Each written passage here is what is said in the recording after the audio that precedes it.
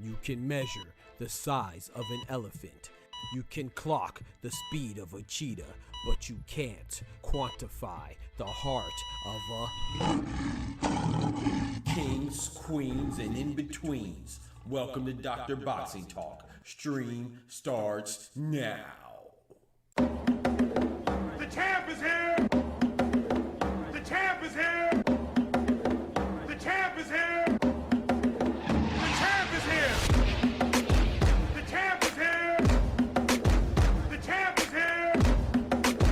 The champ is here! The champ is here! If I tell you I'm good, probably you will say I'm boasting. If I tell you I'm no good, you know one line.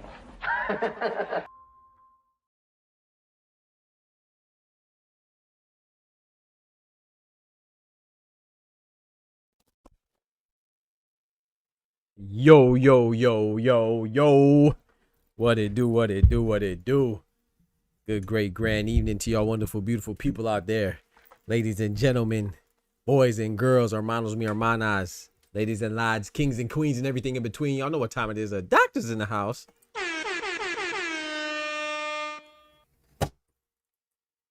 What it do, man and woman. We out here. We got some things to talk about. You know how that goes. In the boxing world, man, a lot of opinions out there, you know, so it's only right that we share our opinions as well on what's going on in the boxing world, man. A lot of retracting of statements, a lot of reneging, a lot of hypocrisy, a lot of pettiness. We gonna address it all today. You know, we gonna address it all today. So what's good? Before we get started, man, let's hit this roll call real quick. I see my brother, Not Sir Kami, in the building. We also have Anubis in the building. Tell me how you do this, Mr. Anubis. But before we get into these topics that we have, man, let's give a rundown of the topic. So we have Floyd Schofield and his father, you know, junior and senior, talking about they want some more money for Abdullah Mason. They really set their terms. Their terms seem a little steep, a little unrealistic, but we're gonna get into that. Also got some news in the welterweight division regarding the WBA champion Rolly Romero and the WBO champion Devin Haney. We also have some news regarding more people tested positive. It's crazy. Repeat offenders, multiple repeat offenders. And the main topic, we're going to talk about Shakur Stevenson and his hypocrisy. You know what I'm saying? But before we get to that, though, let's go ahead and say our prayers and thank the Most High. That's what we always do first. So please, let's get right to it. Join me and bow your heads.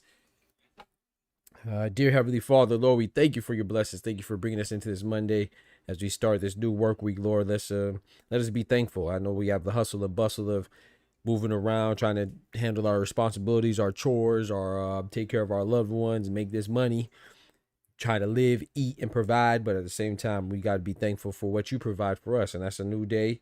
You know, another a new breath to take, new thoughts to have, new actions to complete, you know, and new objectives to complete. And we just ask that you keep us on the right track and keep our minds in the right place, and let us not be too overwhelmed. And, you know, we also want to just be thankful for another opportunity, because, you know, there's a lot of times where people run into things that in places they shouldn't run into, you know, like a lot of the mass shootings and all the other evil that's in the world right now, Lord. So we just want to ask you to just touch the hearts of those that are doing wrong, and touch the hearts of those that have been done wrong, and let them forgive.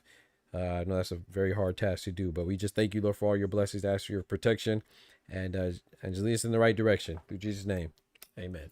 Amen, amen, amen. Shout out to my brother Unity in the building, Big Kendrick in the building, big member in the building. Anubis says Shakur lame, bruh. Shakur lame. Before we get to it, man, that's gonna be a heavy topic. So we gonna start off with something a little light, man. We gonna go with Floyd Schofield, man, 135-pound division, where Shakur is a WBC champion. But we gonna talk about a contender, right? We gonna talk about Floyd Kid Austin Schofield, man. Floyd Kid Austin Schofield has basically let the terms be known on what it would take for him to fight Abdullah Mason. And before, people said he was ridiculous because they wanted 2 million. 2.5 million to be exact. Now they said they want 10, my friend. They said they want 10 million to fight Abdullah Mason. And Abdullah Mason is the champion. It's like, I'm not saying, if anybody was going to come out with those demands, don't you think it would be the champion and the more popular fighter right now? You know, the guy who's doing more things in the sport. But I get what he's saying, because the way I received it, I think it is. That's a steep price. You know what I'm saying? But hey, I'm not up here getting checks from Turkey. I'm not here auditing the checks from Turkey or the events from Turkey or how much he's paying or not paying. So I don't even like to get into the economics of boxing. Like when they came out with the numbers of the pay-per-view sales of Lamont Roach and Eastside Pitbull Cruz, you know, I don't even pay attention to that stuff. You never hear me discuss the economics of boxing unless I'm talking about the profile of a fighter. Like I'll talk about Cinnamon being the face of boxing. I'll talk about Bud, you know, being able to do what he wants and demand as much money as he wants, or fighters at the tail end of their career like Bud or Usyk, they should go for the biggest bag and stuff like that. But you never hear me talk about, oh, well, this fighter deserves this much or doesn't deserve it. You deserve whatever price you could get. But I will say we're not oblivious to the fact that some numbers just sound a little ridiculous. And if you, Floyd Schofield, talk about you'll fight Abdullah Mason for 10 million, that sounds a little ridiculous. You know what I'm saying? So, but can he get it from Turkey? I don't know. He said that, hey, he feels like a fight between Floyd Schofield Jr. and Abdullah Mason will generate more than 10 million. That doesn't sound realistic to me. But like I said, I'm not the ones cutting the checks. I've never been paid by Turkey Al Sheikh, so I don't know how much he's dealing, and I don't know how much they're making. But that's what they claimed, and that just sounds a little steep to me. But it doesn't really matter, because, you know, Abdullah Mason is the new champion of the WBO, and Floyd Schofield's ranked highly in the WBA. So not saying that fight can't happen next, but it's highly unlikely that the fight would be in the imminent future anyway. But I just thought that was interesting. You know, Schofield been talking crazy, you know, particularly his father. When I say Schofield, I'm not talking about Kid Austin. I'm talking about his pops. You know what I'm saying? But yeah, I just think that just seems a little ridiculous. But I ain't going to dive on him yet and say that he's ducking. I ain't going to say he's ducking.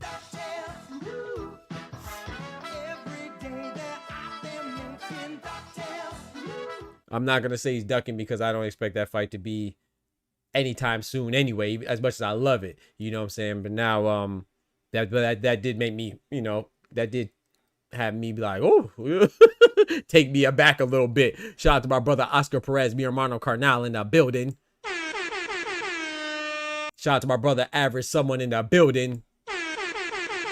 Amen, Sir Kami. Amen, Average. Shout out to my brother Boxer with 2-4 in the building.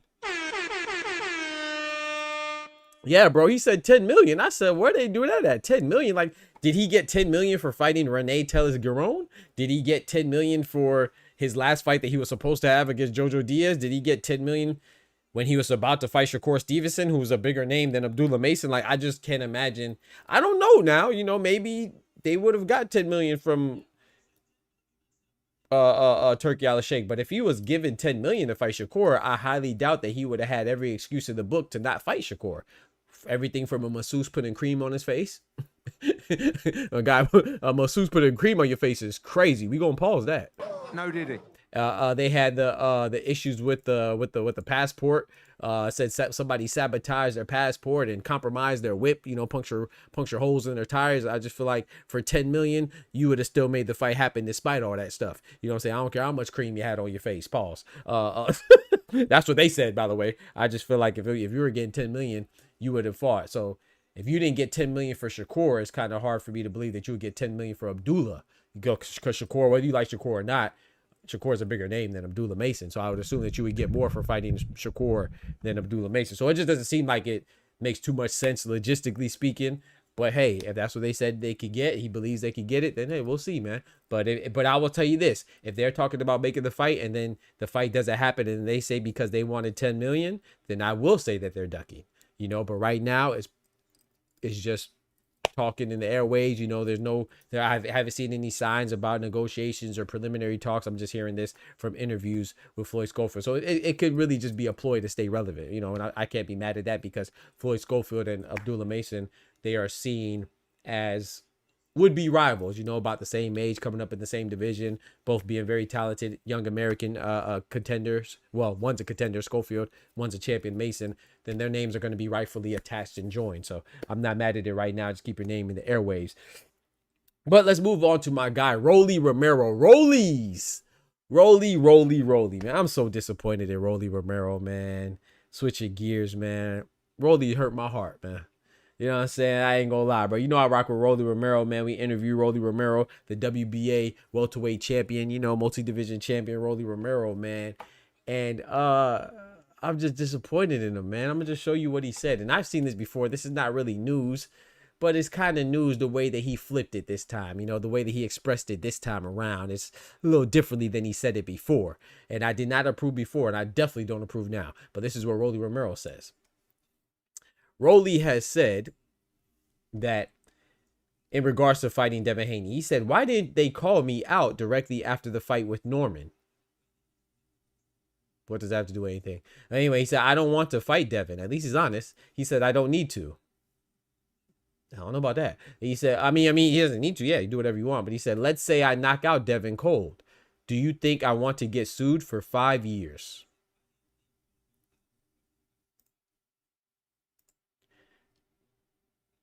Yeah, so he's saying that he doesn't want to fight Devin Haney because there's essentially nothing in it for him. And if he did, he would get sued up to 5 years in time before the statute of limitations would run out for him not to be sued for, I'm assuming, battery. What the fuck does that mean? Yeah, I don't understand what that means on any count because you're a WBA champion. Devin Haney's a WBO champion. You could... everybody doesn't want undisputed. Let's be clear. Every fighter does not want to be a champion. Every fighter does not want to be unified. Every fighter does not want to be undisputed. So maybe that's what he means. But at the same time, if somebody does want to be undisputed in your division, then I think that that's a problem that you have to address because they could target you and your belt, and you're a belt holder. So I do think that you don't need to fight him right now, but it does do something for you because if you beat another belt holder, then you will be unified and you'll have more prestige and your profile will raise, right? And your popularity and everything that goes along with it. And then not to mention Devin Haney's a bigger name than Rolly. So you would definitely gain something. But does he need to fight him? No, because Rolly, you know, he's been in talks about fighting Manny Pacquiao. So I could argue that I think Devin Haney's a bigger money fight than than Pacquiao right now, just because of the strength of Turki Al-Sheikh. You see what I'm saying? But off of an all PBC fight, then you have Manny Pacquiao right there. So yeah, Rolly doesn't need to fight him. But the part that I object to is the fact where he says, oh, well, I could get sued for I could get sued for 5 years. We do not let people who are on the juice discuss real athletes. That's all. And the reason why I played that is because he's referring to Ryan Garcia and the lawsuit that Devin Haney had against him.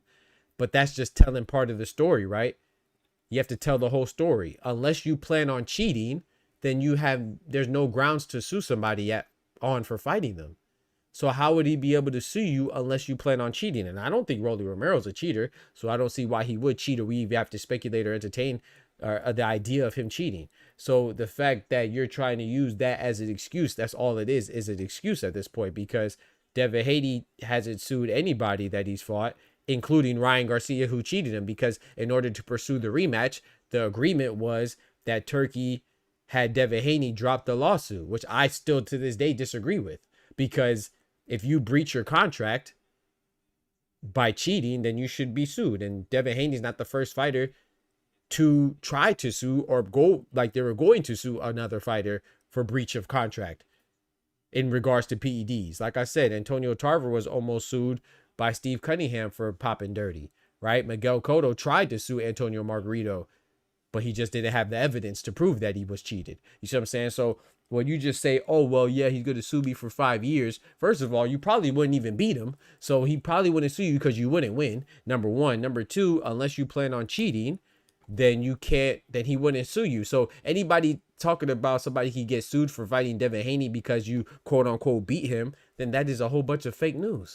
If you out here getting fake vagina over your fake jury, reality is reality. And shout out to Kendrick. Kendrick is putting the ducks in the chat. Yeah, I mean, it does sound like a duck. Like, we got to call it for what it is. I like Rolly. You know, I'm not particularly big on Devin Haney, but I don't hate the young champion. I respect. I don't know, not too many fighters. I don't hate any fighter. You know, some of them I dislike. You know, but mostly because of racism. You know what I'm saying? But as far as the fighters go, I might like Tank more than Devin. I might like Tank more than Shakur. But I'm always gonna keep it funky, man. I hang my hat on that, man. I like the sport more than I like any boxer, and I venture to say that I'm the most unbiased boxing channel out there. You see what I'm saying? Because you would never know who I like or dislike by the way that I cover the sport. So if you say I like Rolly more than I like Devin, but if you're saying that he would sue you because you're not fighting him, I mean, that's just an excuse. It's just like saying that, oh, well, he's a boring fighter, I don't want to fight him.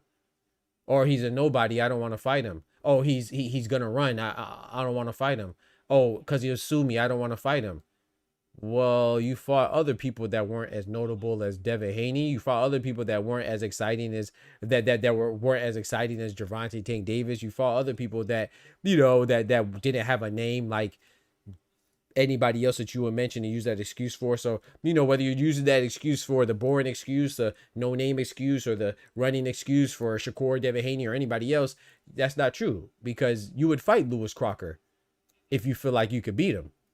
You see what I'm saying? So Lewis Crocker, as long as you have a belt, people are going to put a target on your back. For example, Jazza Dickens, nobody really knows who Jazza Dickens is, but please believe everybody at 130 is going to want to fight Jazza Dickens for his WBA belt that he just received after Lamont Roach vacated it.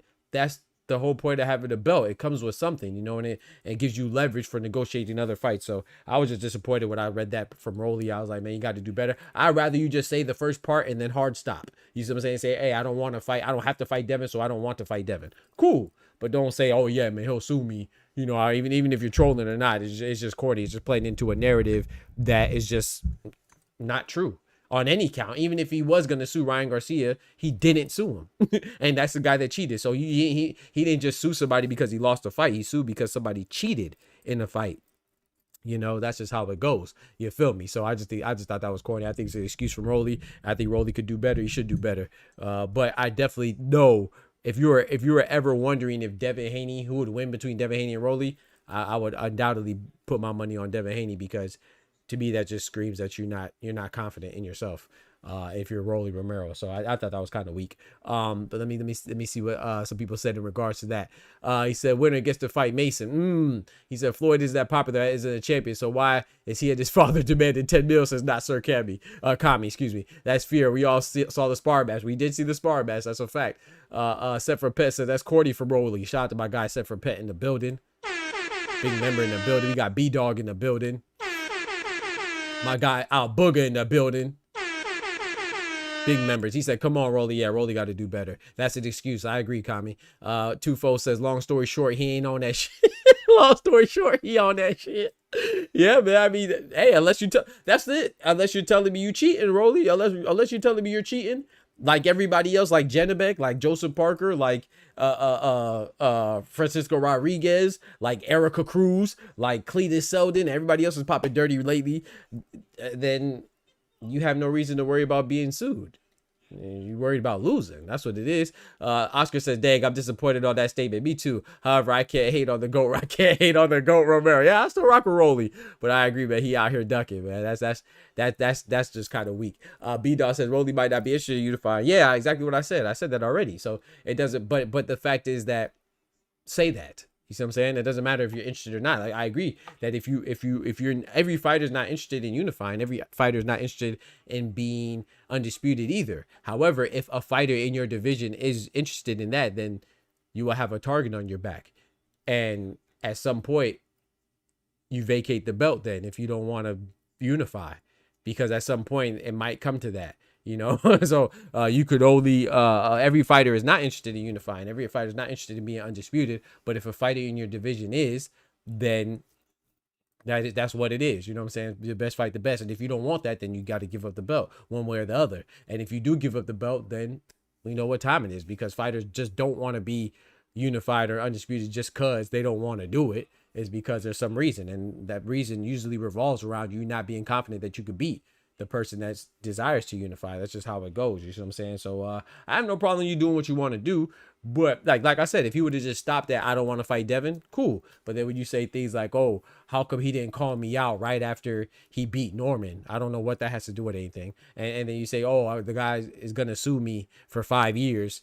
I don't know what that has to do with anything. You see what I'm saying? He said, Nasser Kevin says, why cheat though? Just use snack. I'm asleep. Al Booker said, Eminem said it best. What you want from me? 10 million.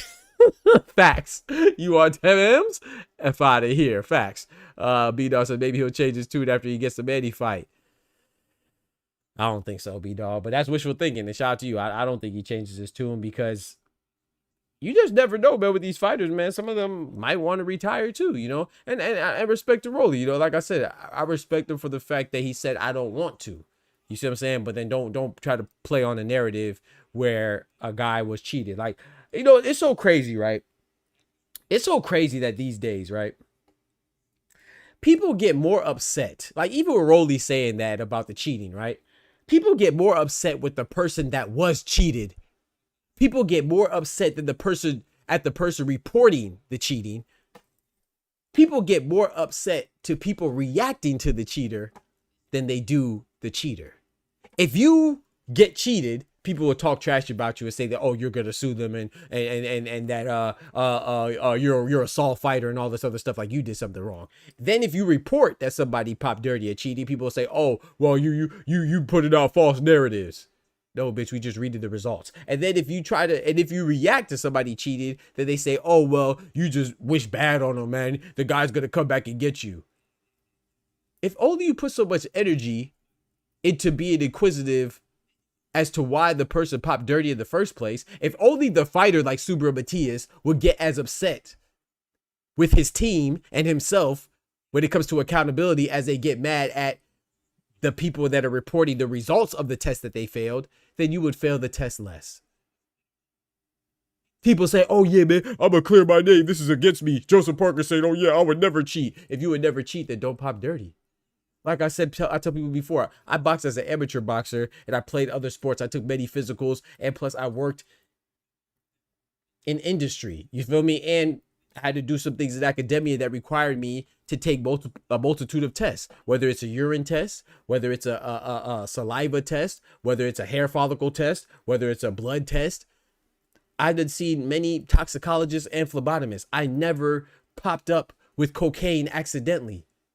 I never popped up with meldonium. I never popped up with, and you know, granted, like I said, I'm not saying I take the same stringent and rigid tests as they take, and they're looking for all those stuff. But what I'm saying is that if you work for an employer that's reputable, you most likely had to take a drug test. Did you ever just pop up with anything?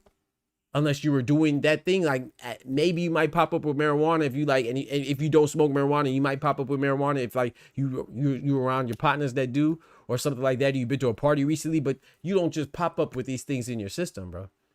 If I didn't drink a bottle of whiskey, I'm not going to take a sobriety test and test positive for alcohol unless I drank some alcohol. That's how it works, bro. You feel me?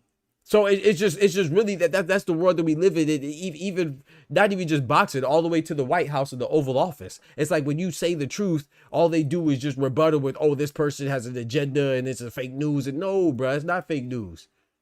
This is the truth, bro. So you see Conor and Ben just get upset at some reporter that asked him about him popping dirty. You're getting so angry at the reporter. You're the one who failed drug tests. So even if you are innocent, which is a slim chance, but still a chance, then it's still not the person reporting its fault. It's no different than reporting if somebody gets injured or if a fighter gets knocked out. The person that get knocked out is going to get mad at the reporter for saying he got knocked out. Bitch, you got knocked out. We saw it. So when you fail a test, bitch, we saw it. No one's making it up. Super Matias coming out here talking about, oh yeah, well, you're going to get your day of reckoning. Like, bro, we know the quantitative amount is 0.085 nanograms per milliliter. And we know the qualitative portion because we know the substance is ostarine. So unless you're saying that people are making that part up, why are you mad?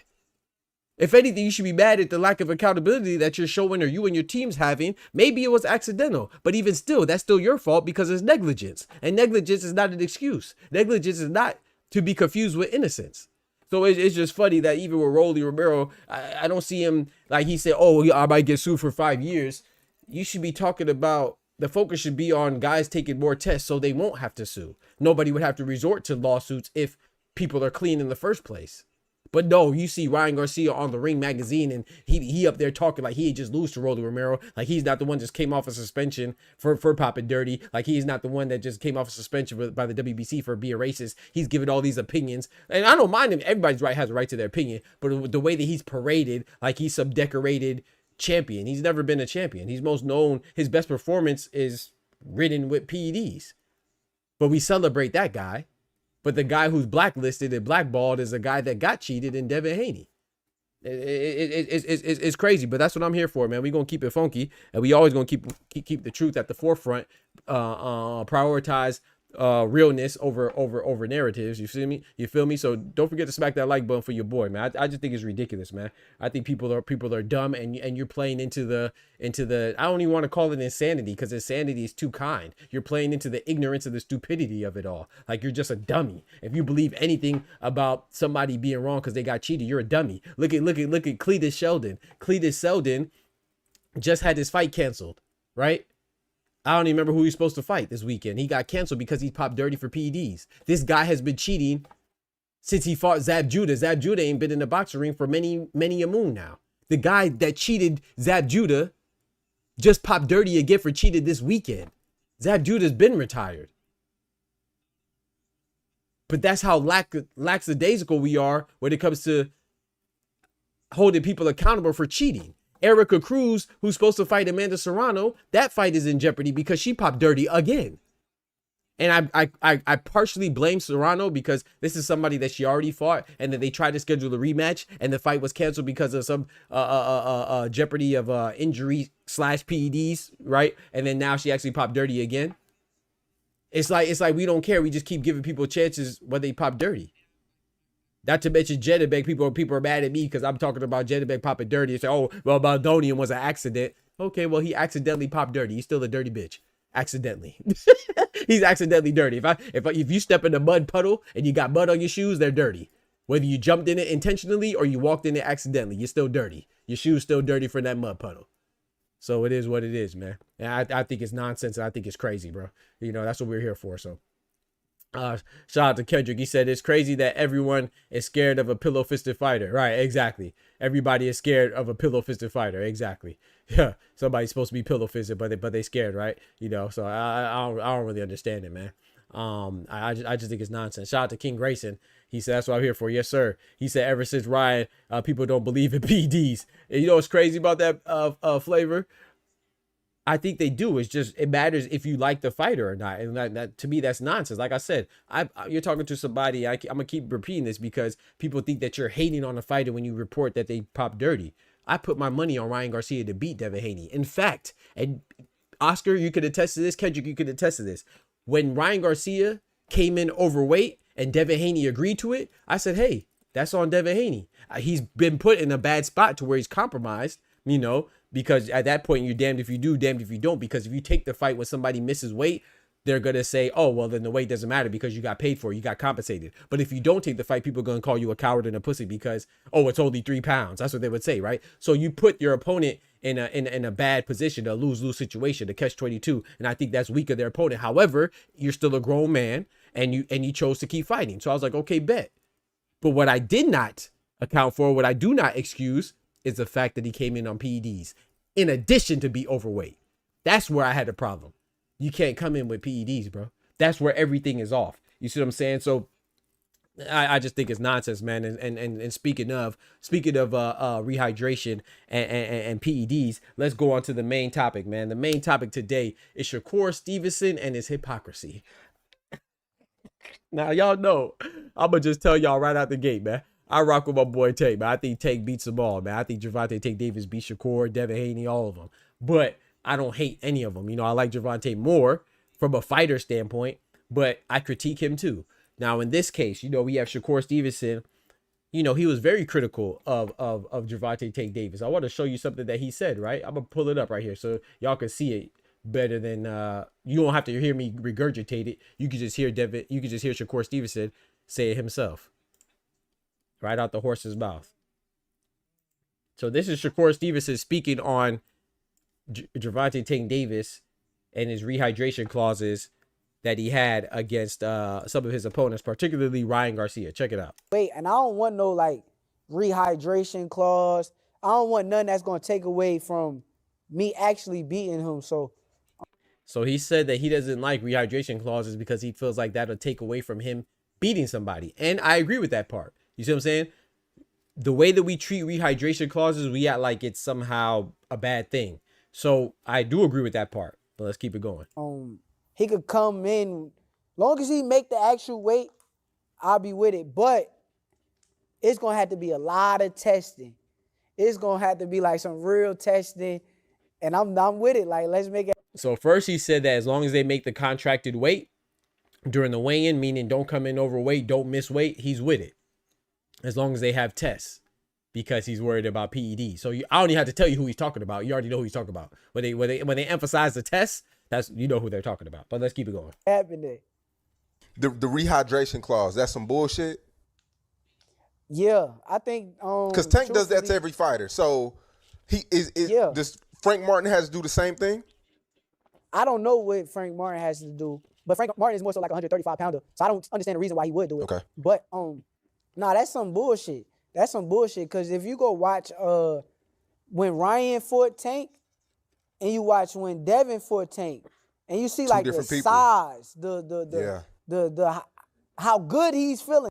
The dude just said when you see him fight when Ryan Garcia fights Tank, and when Ryan Garcia fights Devin, you can see the size difference. You know what you also see too?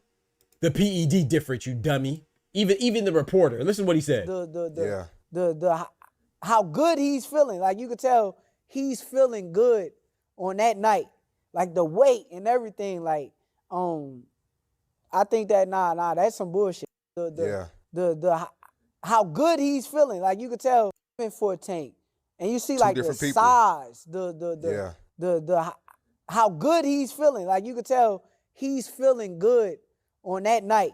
Like the weight and everything. Like, I think that nah, that's some bullshit.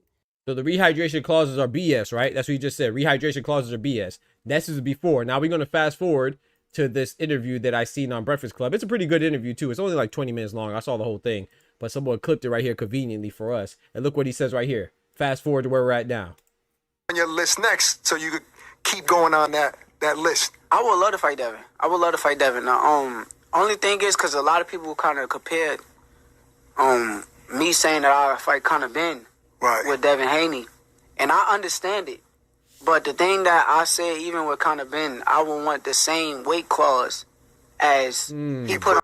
I would want the same weight clause, chat, that he put on Chris Eubank. Eubank, yeah. And that's what I want come fight night with Conor Ben. Now, when I go to 47 with Devin, is he's gonna allow the same weight clause, like it becomes a business. Right. It's business now. It's business now. Like, how are we gonna do this fight? And if he do shit, let's lock in, gang. So Conor Ben is still on the list. I as long told as you, there's a that's the fight rehydration. that We heard enough, right? So first it was bullshit, right? It was BS, right? First, the rehydration clauses when it comes to Tank using it is bullshit. But now, if it comes to him fighting Conor Ben and Devin Haney, it's business. And that's just the hypocritical stuff that I be talking about, man. That's just kind of weak. But I will say this though, before I talk about how weak it is, I agree with Shakur. But you know me, I'm very consistent. I'm not mad at folks that use the rehydration clause. In fact, y'all know me. I think that every single fight should have a rehydration clause on it that's implemented by default by the sanctioned bodies, similar to what the IBF does. The IBF, you have your contracted weight, and then the morning of the fight, you cannot be over 10 pounds above that contracted weight. For example, if you fight at 140, then the morning of the fight by 9 a.m., if I'm not mistaken, you have to weigh in again. You can't be more than 150, 10 pounds more than your contracted weight. I think every single fight should have that, because I think it doesn't eliminate, but it severely and significantly mitigates how much people would weight bully other folks, because that is a tactic. I'm not saying it's a good tactic or a bad tactic. You have your own opinion on it, but it is a tactic to be more physically imposing than your opponent. So a lot of people will squeeze down into draws that they can't normally fit in order to have a physical advantage, a significant physical advantage over their opponent. Meanwhile, while there's not a lot of fighters that do, there are some fighters that fight around the weight that they are comfortable at, instead of having to use methodologies that'll make them lose weight, and just in order for them to be 10, 15, 20 pounds higher than the contracted weight. You see what I'm saying? So with that being said, I think that Shakur should use a rehydration clause against Conor Ben. I think he should implement a weight clause against Devin Haney, because he doesn't fight at 147, nor does he fight at 140. However, the issue is that you literally just said Gervonta Tank Davis using it is BS, and then now you're on the same BS. To the fact where you were so thirsty to knock Tank that you said that Ryan Garcia looked like two different people. Yeah, that's why he's in trouble right now, because he looked like two different people. Because he was on PEDs, dummy. So yes, he absolutely looked like two different people, but it wasn't just because of the rehydration clause. In fact, Ryan Garcia was probably cheating back when he fought Tank too. He just didn't get caught until Devin Haney. He probably cheated Oscar Duarte too. Oscar Duarte also accused him of being cheated. Accused Ryan Garcia of cheating him. So he just happened to pop dirty the very next fight after Oscar Duarte accused him, right? And even Tank was where Tank said, you better not be on that stuff. Remember, he said that on the build-up of their fight? So it's not like people don't know that Ryan Garcia was probably doing some illegal, you know what I'm saying, some utilizing some illegal methods, you know, but it's just when he gets out, and it happened to catch up to him against Devin Haney. So what my point is that I think that Shakur, the only part he messed up at is the fact that he was being hypocritical. You see what I'm saying? That's why you got to be careful with how you judge others, because you never know how it's going to come back around and impact you, because now you look weak.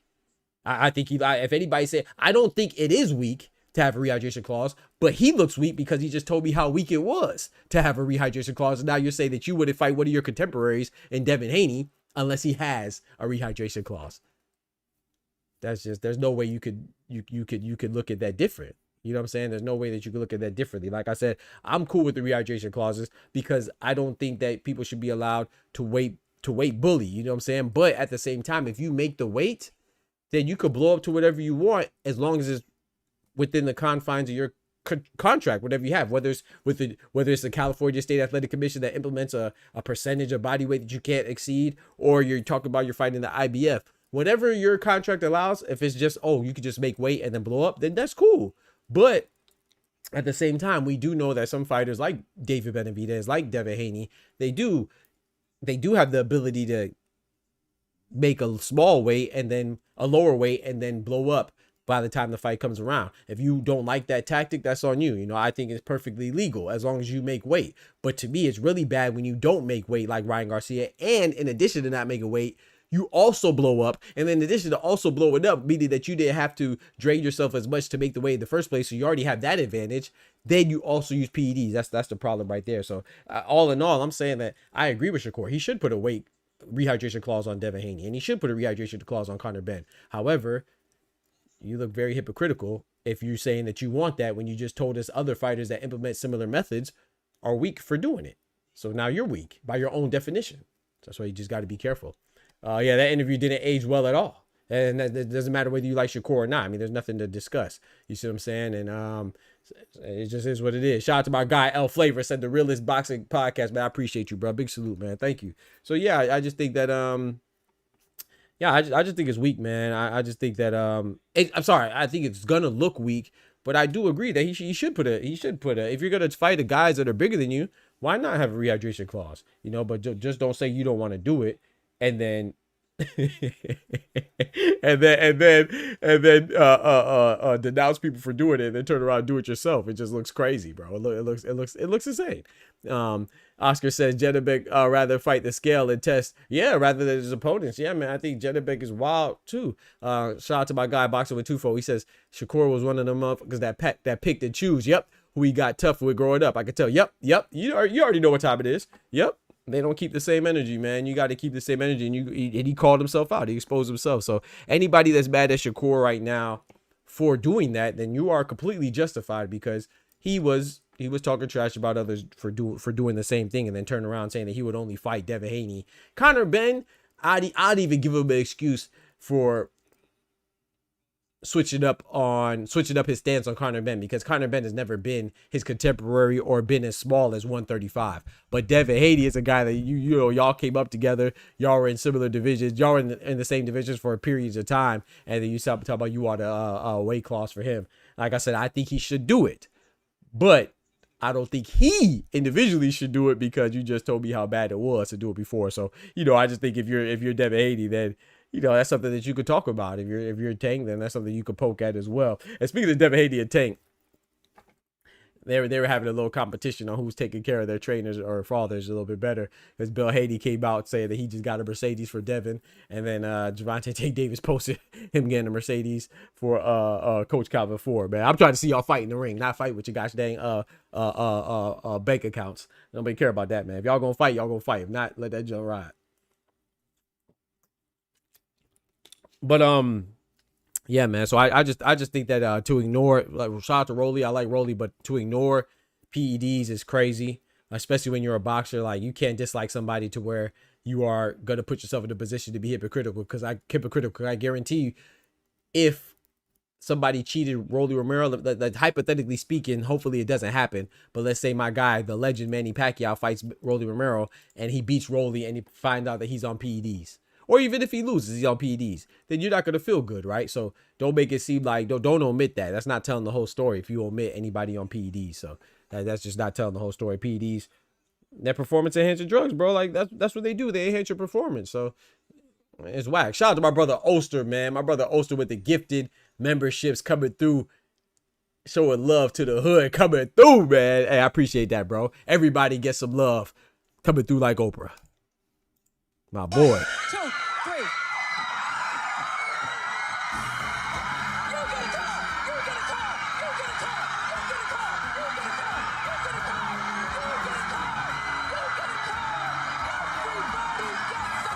Shout out to my guy Oster, man. I appreciate you, bro. Big member in the building.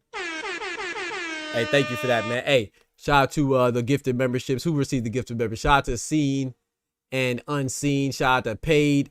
That's my guy, Paid in Full, man. I rock with him. Shout out to Salvador.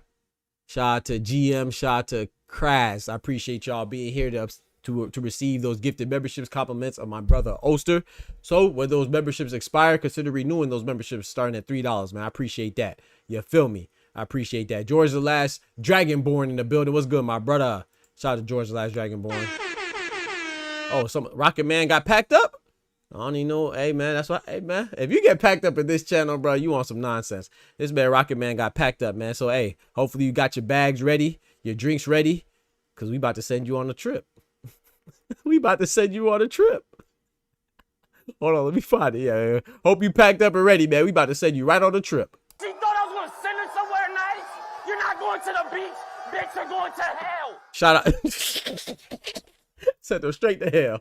Oh, that was Karma. Shout out to Karma in the building. Karma packed you up, sent you straight to hell. What you thought? You ain't going nowhere nice. You ain't going nowhere nice. You said you straight to hell. Get you up out of here, cousin. Yes, sir. Shout out to Oster with the gifted membership. Shout out to Karma too. One time for the ladies. But yeah, like I said, man, just to put a bow on it though, man. Like I said, I really, honestly, I don't think Shakur is wrong. I don't think rehydration clauses are wrong. You know, now I will say this though.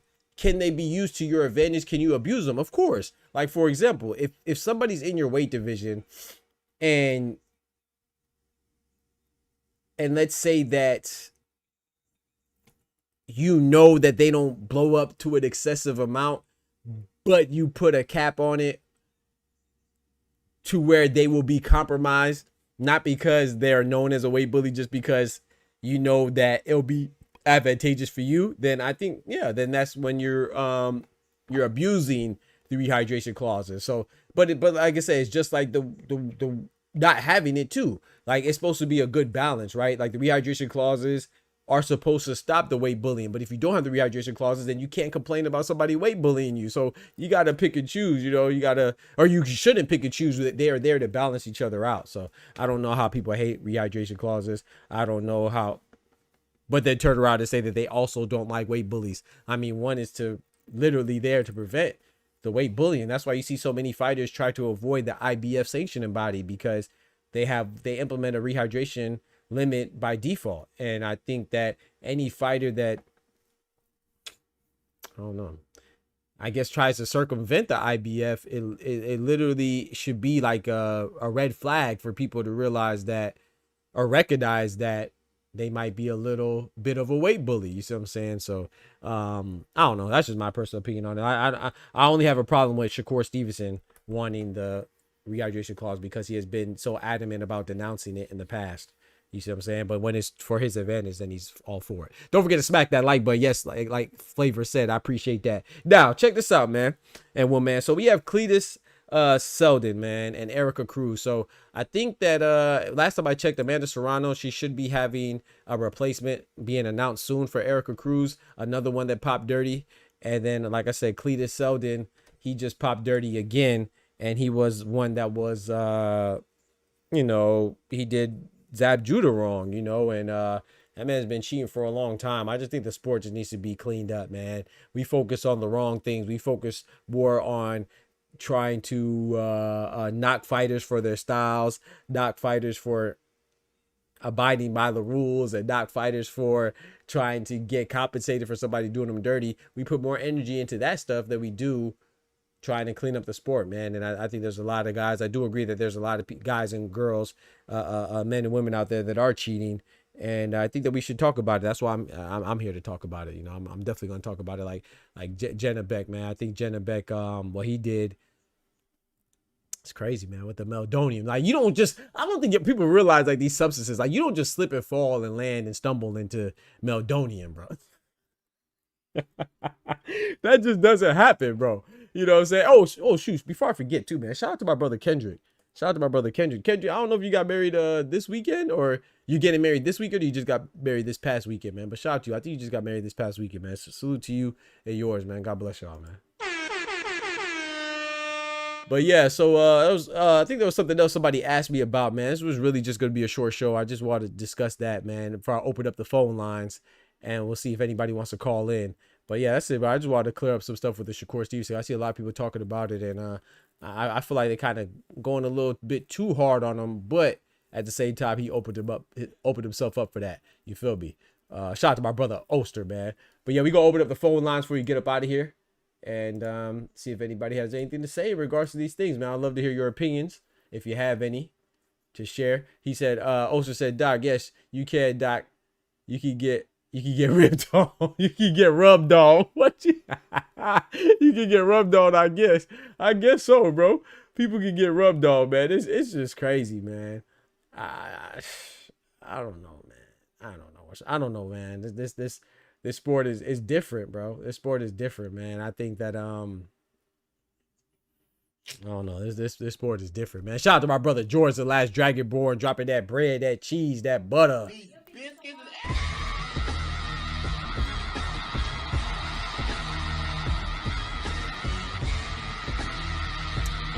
George the Last Dragon Ball says, sorry to make you feel old. But John Cena had his retirement match. Like, yeah, I saw it. I don't really, I don't watch wrestling, but I know he used to do the Tony Yayo, you know what I'm saying? I don't really watch wrestling like that, but I did hear about his last match, right, with Gunther or something. Gunther, and I think he lost, right? Which makes sense, so somebody else could be propped up. But he said he had his last match last night. Shout out to my guy George the Last Dragon Board. He said left his sneakers, wristbands, and armband in the ring. And the last salute. That's dope, man. Shout out to John Cena. I like John Cena. Like I said, I stopped watching wrestling before he became big.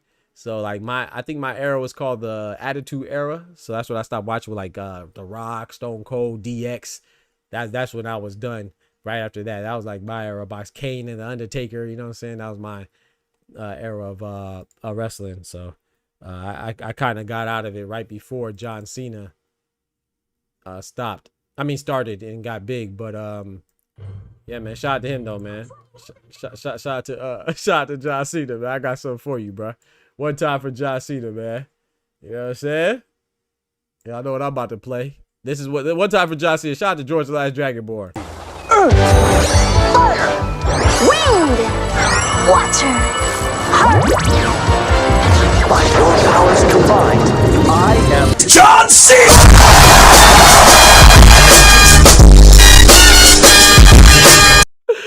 I love that jump, bro. I am John Cena. One time for John Cena, man.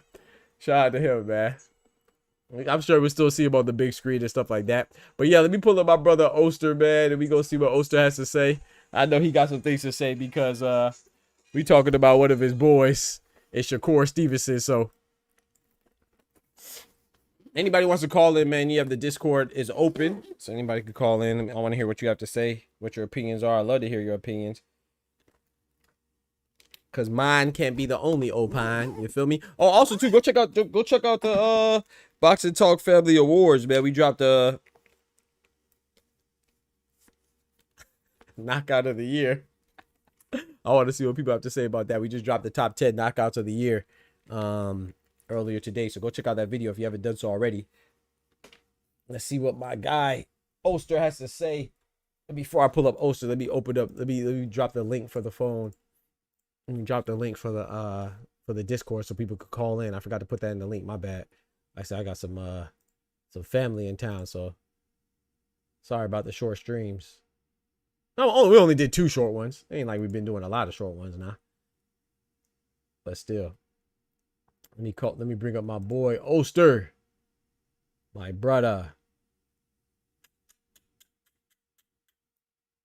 I could be on for I'm gonna be on for about 20 more minutes. And this is the link right here. If anybody wants to call in, the link is in the chat right now. You feel me? Let's get it, man. Bring up my brother Oster. We got 2 people in the back. Okay, let me bring up Oster first. My guy Oster in the building. What's good, my brother? OGO. What's popping with you, Doc? Nothing much, man. Just chilling, man. How you doing, man? Ain't shit. Mm-hmm. Come on, man. What's up? What's up with your boy, man? Your boy trying to buck the system, man? Are you trying to buck the system, man? I'm saying, I told you, man. I've been saying this shit for maybe the past 2 months. I'm like, yo, man. I'm starting to look at Shakur funny, man, because he be wilding. I mean, I only like Shakur right now when he in the ring. Hey, you said that. I do remember you saying that. Now I got to give you your credit. You did say that. You said that about like a couple weeks ago. I do remember you saying that. I was like, yo, man, he's starting to really move a little funny. You did say that. Yeah, I got to give you your credit. Funny, man.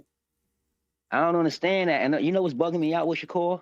It's like I'm trying to understand this now, because it's funny the way you move and the people you be with, because they don't move like that. You know what I mean? Mm-hmm. And you be doing some weird shit. So I don't know, man.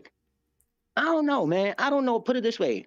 I'm starting to look at my man now. Starting to look at Bud. Like, is you letting him crash out on his own, or because I know I can't be the only one seeing this dude just bugging out lately? You know what I mean? Because he been really bugging out. So I'm saying, like, you know, sometimes somebody just sit back and let you crash out. Like, man, because he gonna crash out. Like, I already know it.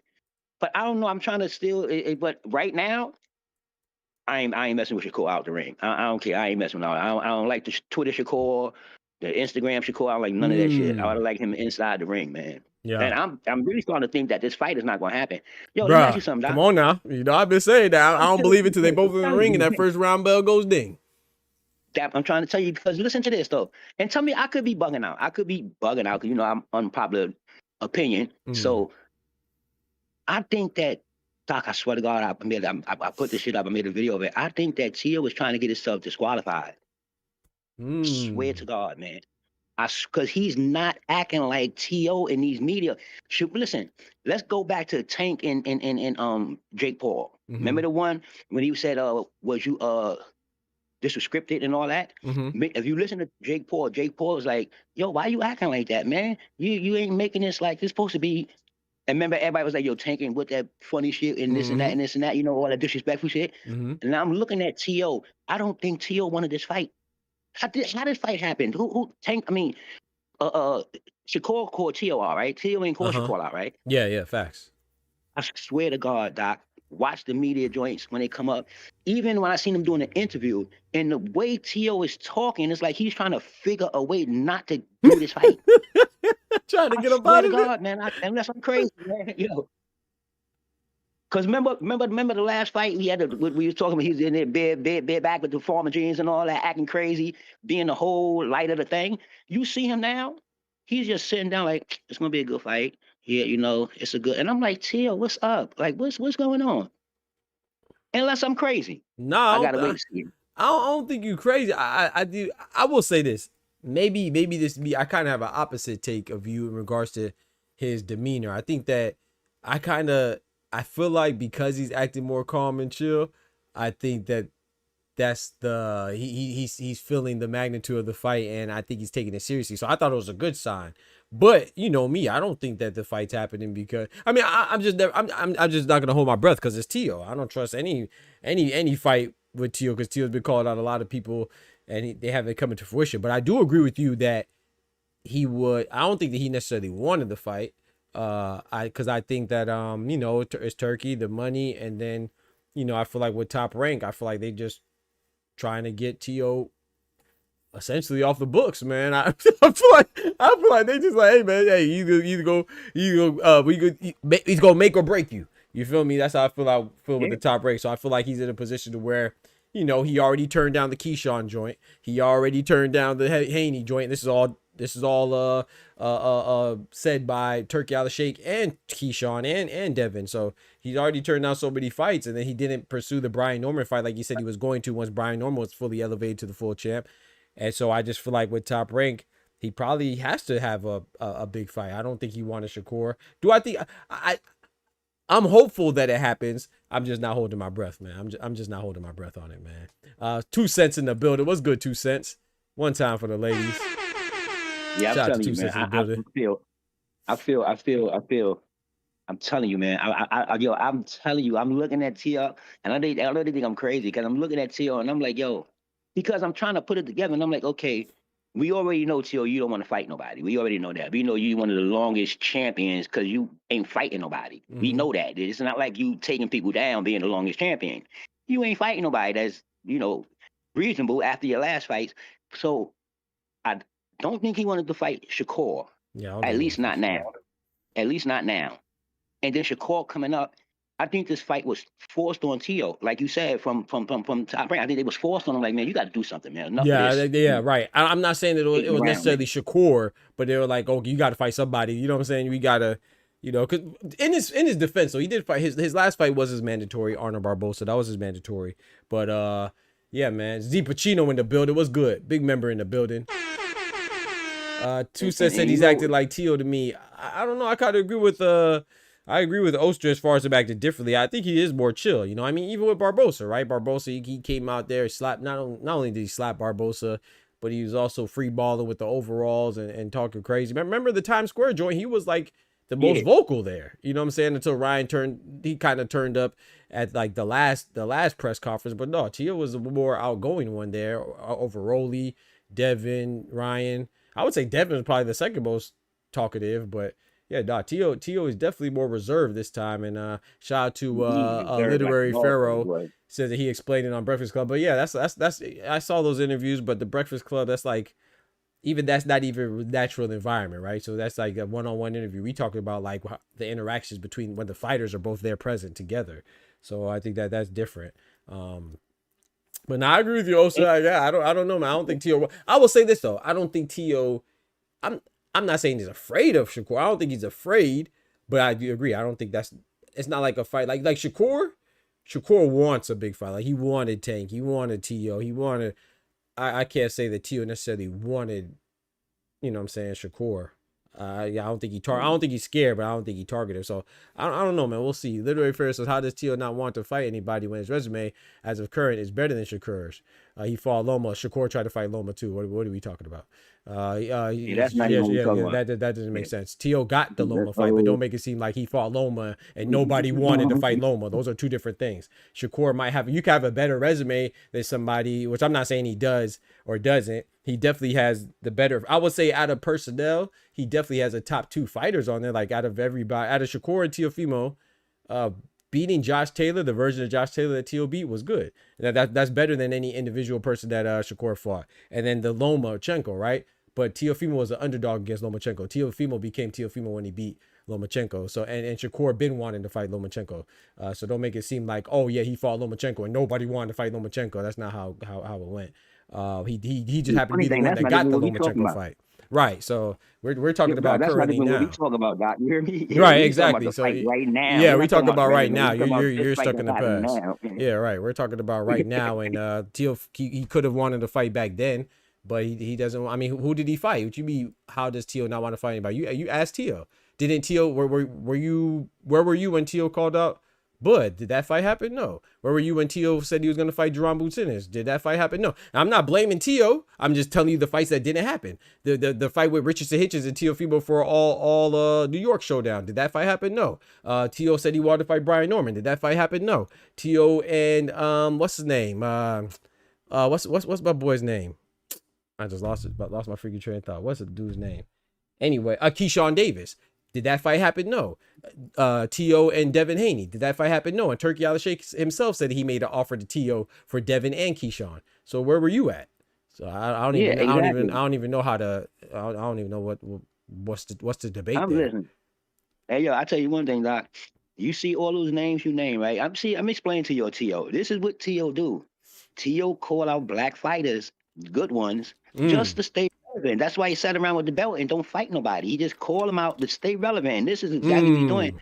Every name you just named. Come on now. It was a black American fighter. And he won't fight him, but he'll call him out and play with them while they BSing. This is why I really don't think he wanted Shakur. I don't think T.O. 100% wanted this fight. I ain't saying he's scared. No, I got you. Yeah, I got you. I'm with you. I don't think he was targeting this either. I don't know who he wanted. I don't know who he wanted to fight, but I don't think this was a target. We know Shakur wanted a big fight. So, you know, I don't know if T.O. and I even mentioned what's his name too, Subaru Matias. Subaru Matias been called out T.O. and they were supposed to fight, but then I think Subaru Matias hurt his hand, but they didn't revisit that fight. So once again, whether it's T.O.'s fault or whoever's fault it is, I just named to you off the top of my head like 6 or 7 fighters that T.O. did not fight. So if you don't recognize that, it's because you don't want to. So he's still saying that. Yeah, he's still on that no Diddy time. But yeah, Osa, I'm gonna bring up no Diddy. Let me bring up Oscar real quick, man. I'm gonna give him his I'm gonna keep you in the back though. I'm gonna let Oscar. All right, bet. All right, yeah, bet. Let Oscar get his time, and then we all gonna chop it up. My brother Oscar in the building, Mi Hermano Carnal. What's good, brethren? Yo. My guy, how you doing, man? What's going on? Yes, sir. No one said he didn't fight anybody. We literally just said why we're not sure the Shakur's fight is happening. So it seems like you're not too bright, I guess. This man said he doesn't fight anyone, but he's fighting Shakur. That's the whole point of this whole discussion. We're saying that why we're skeptical that the Shakur fight may not happen because there's been so many other fights with big names that did not happen. You got to keep up, brother. You just seem a little slow, man. I gotta just be honest, bro. You seem a little slow. You're saying he's fighting Shakur. That's exactly the whole reason why we're talking about T.O. We're saying that we're not sure that the T.O. fight will happen with Shakur because T.O. has had so many other big fights that did not materialize. We know he's fighting Shakur. That's the whole point of the discussion, brother. You got to keep up, man. My guy Oscar, man, what's good, bro? Yeah, I don't know. I guess the clearest point on the Teo talk, just so we can keep talking about Teo, is whenever he beat Taylor, how many belts was he holding, Doc? What are you holding? Taylor's supposed to be undisputed, but it was 3. But he lost the IBS. Yep. But it was 3. So why is there 4? If Teo hasn't lost at 140, why is there 4 belt holders? Now that's a good. Hey, I like how you just did that. Because there's definitely 4 belt holders. We have what? WBA's Gary Antor Russell, IBF Richards, WBC Subriel Matias, and then WBO is Teo with the Ring magazine as well. Yeah. So that's the only thing I can think of. Like, he requested a franchise champion, so he would have to defend his belts. But by requesting that, he had to drop the other belts, but he had no mandatories. That's what the Barbosa took 2 years. And I didn't even think he wanted the Barbosa fight, to be honest. I agree with you. I agree. That's a good point too. Because I'm so glad you said that. I forgot about Barbosa because that fight, like you said, was 2 years. 2 years in the making. Why? It wasn't because Barbosa didn't want it. Barbosa been calling out Teo for what? So this is something that Teo does, man. He does it habitually. So if you don't see that, it's because I don't know. Maybe you like Teo. Yeah, you don't want to see it, right? It doesn't matter if you like Teo or not. It's like I like Gervonta Tank Davis, but I think that I offer critiques and compliments where necessary, right? I like a lot of fighters. I wish that Gervonta Tank Davis would rematch Lamont Roach. I think that he should have lost points for a knee, but I don't close my eyes and act oblivious to things because I like or dislike a fighter. That doesn't make sense. So if you, I don't know. Why, the better question is, why are you so confident that Teo would fight a big name when he hasn't? He fought Arnold Barbosa, like my brother Oscar just pointed out, because they finally mandated it with the WBO, and he had no choice. But Barbosa been wanting to fight him, right? Been calling him out. Before that, he fought Steve Claggett. Who the heck is Steve Claggett? and then shout out to Jermaine Ortiz. I like the Jermaine Ortiz fight, but even the Jermaine Ortiz, a lot of people weren't really looking forward to it. They're looking forward to him fighting who? Subriel Matias. Jermaine Ortiz was a replacement for Subriel Matias because Subriel Matias, I believe he hurt his left hand, one of his hands he hurt, something like that. So, but he could have revisited the Matias fight. He never did, and Matias slapped him on his head top. So then he said, "Teo, you posing." Yep, Teo Famo, posing. Facts. But nah, that thing. I don't think. I don't really think Teo is gonna make the fight happen. To me. Speaking of Shakur, I hope it happens though. It's a very good fight. It's the fight that Shakur's been looking for. It's the fight we've been wanting from Teo. Now, if the fight happens, don't expect it to be a fun fight. It's gonna be a terrible fight, honestly. If we look at history, it's gonna be a terrible fight. You think so, man? I hope not, bro. I hope not, man. But I like the matchup. I mean, the only thing I don't like from Shakur is that because he's got the talent and you see his team around him, you see the people behind him, and it's very hard to make an argument that he's not good. He's very elite. How elite? I don't know, because he, like we say, he hasn't had those fights. He's good enough to be a champion, got very good champion at that. A three-division belt holder, but then at the same time, what's been going around with him, like the way he's been talking, like Oster said, like I only care from Shakur in the ring. I don't really want to see him talk because he talks a lot, right? That's lately. Mm-hmm. But then he's just kind of going back to the points he used to make when he wasn't on that level. Now that he's on that level, he sees how things move, and it's like, oh, now it's a business. Okay, now it's a business. Now it becomes a decision that you gotta think over now. But whenever you weren't there, you were like, and the reason we started liking you, it's like you're being counterproductive on them points. Yeah. Yep. It's fair to contradict himself. Mm-hmm. Yeah. But I just don't like. I mean, I like the fight. On paper, I think it's going to be a very good fight. Teo and Shakur. What history has shown us is that it's not. I agree with you.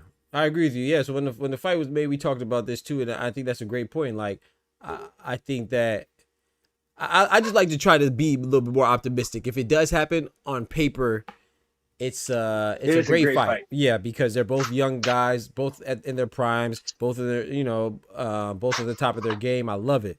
Both arguably at their peak. But like you said, stylistically speaking, because it's going to be a high level, it's probably going to be a high level chess match, or it should be at least on one end, on Shakur's end.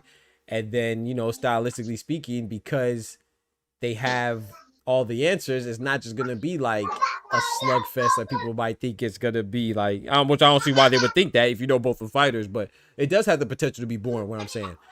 However, I just want to focus on the part where, you know, it might be interesting, but yeah, I think it definitely has the potential to be boring. Not to mention that Teofimo and Jermaine Ortiz were both they were in a boring fight. Shakur and Shakur and De Los Santos was a boring fight. So they have all the potential to be boring. But I just think that, like you said, on paper, Teofimo has a power on his side. Has a power advantage, the athleticism advantage. The athleticism. Like you said, like you reflexes, reactions, I would say. I don't know about reactions, but reflexes for sure. The twitch muscles. Reflexes, yeah, reflexes. But then Shakur has, you know, he has a counter punching ability. You know, he has his game is predicated off of defense, the IQ. So yeah, it's a perfect compare and contrast, man. So, but yeah, you're right. It does have the recipe to be kind of boring. It's the fact that yes, Tio does possess all them tools, but sometimes he just don't display them. Mm-hmm. I know people are hyping this fight up, like it's gonna be a great fight, but I don't necessarily say boring like De Los Santos and Shakur. Or what was this? Teofimo and Jermaine Ortiz. Tio and Jermaine Ortiz. I mean more boring like Hitches and Paros. Like no. Okay. Yeah, I agree with that. Nothing to wow you. There's nothing there. Like a Ramirez Devin Haney kind of boring. It's like it is high level boxing. It is very tactical. Like you see one guy just doing his thing, but it just comes stagnant. Like there's no high points. It's just the same throughout the fight. Yeah. Like, I'm not saying boring like snooze fest boring. Right. Like boring like it's gonna be the same. Like it's not gonna be anticlimactic. There's not gonna be a climax. Right. I see what you're saying. Yeah, I can see something like that too. But like I said, you would appreciate it. I'd appreciate it. But yeah, it's not gonna be something that we're gonna wanna rewatch multiple times. Like no. Yeah, I see what you're saying. Paro and Hitchens, no. Right. That was me. I mean, it was bad from Paro. Yeah. But it was a boring fight. Yeah, I would say that. Not to say that they're the same fighters, but yeah, don't be surprised if it's like a Floyd and Manny type of situation, like where it's not, you know, like it's a great fight on paper. You know, it represents two guys approximately in the same place in their career, and then they go fight, and you know, it's not really, it doesn't live up to the hype. But you know, I still appreciated that fight. So yeah, I see what you're saying. And I guess the last question I had for both of you is, does Shakur beating Tio, does that put him inside the top 5? I've seen a lot of discussion about that, man. Yeah. Oh, so if you guys so to say, I'll go first. But I think if Shakur beats Tio, or Tio Shakur, or Tio Shakur, I think that they're bona fide top 10. But I've been seeing a lot of top 5. I feel like people just speak with so much hyperbole, and they speak so definitively without even thinking. It's like, oh, they're top 5. It's like, bro, do you realize 4 of the top 5 are undisputed? Like, I don't think people realize that. Like 4 of the top 5 are undisputed. 3 of the top 5 are 2 times undisputed, and 1 of the top 5 is 3 times undisputed. So yeah, Bud's 3 times undisputed. Usyk's 2 times undisputed. Inouye's 2 times undisputed. Bivol, he's not undisputed right now, of course, but he was undisputed. He just lost his belt with the WBC to Dave Benavidez, right? He didn't lose it in a fight, so he's essentially and effectively undisputed. That's 4. Neither one of them could be over those 4 for me. And then the 5th one, I'm not sure. For me, number 5 is probably Bam right now. Would I put the winner over Bam? I think you make an argument. I think you better make an argument, but I wouldn't either. I'm with you. I wouldn't because, but like I said, maybe because I like unifications, I like unified champions and stuff like that too much. I don't know, but I think you can make an argument. I wouldn't be mad at somebody putting them over Bam. For me, Bam is number 5. But Shakur was like, whenever Shakur was like, well, tell me their best win. I'm like, brother, you don't even have that best win yet. But like, even if you beat Tio, anyway, got on there, and that's far better than Tio. Nah. I don't think so, Doc. I don't think if he beat T.O., it makes him whatever he said. What Shakur said makes him the GOAT or make him whatever top 5. I don't think so. I don't think Shakur said. Well, did Shakur say it too? I know people were saying that. I don't know if Shakur said it. Now Shakur said that. He said that out of his mouth. I watched the video. He said if he beat T.O., he should be top 5. He should be up there in top 5. Okay, yeah. I be watching a lot of interviews every forgetting. I personally don't think so. I don't think T.O. has the resume. I know he got accolades, but it's not like in a domination factor that makes that he beat T.O. and then he gonna be like the guy. Because T.O. is where he at and he's not the guy. He's not up here doing shit. He's not fighting. He ain't doing nothing up here as being a guy when you technically look at it. You get what I'm saying? Now, if it was like a Devin Haney, if that would be a little different. I would think somebody beating Devin Haney. I agree with that. I think Devin Haney will change the way people perspective, but not T.O. T.O. is playing games. He's sitting around, he ain't doing shit. I mean, for real, he really ain't doing shit. This is the best thing he's doing in the past 2-3 years. This is the best thing he's doing, and this is going to be a bullshit fight. Well, you're right, because I remember he said that on the Breakfast Club interview, I think, if I remember. Yeah, like he did, like Oscar just said, they walking us right into it, but this is going to be a bullshit fight. I'm telling you, man, this is going to be. It's going to be. I got to disagree a little bit because this is why I disagree. I'm not necessarily disagreeing that he is or isn't top 5. Like I said, I'm not sure if I put him in top 5, but they're definitely the winner. T.O. or Shakur is definitely in the top 10 for sure for me. But the reason why I kind of don't want to sell T.O. short because now, granted, I know like Oscar just said, right? There's 4 different champions at 140. But if I had to pick one, y'all know I don't really care for T.O. But if I had to pick one, I could compartmentalize, man. T.O. would be the best, right? Not just because he is the longest reigning champion at 140, but he does have the ring belt.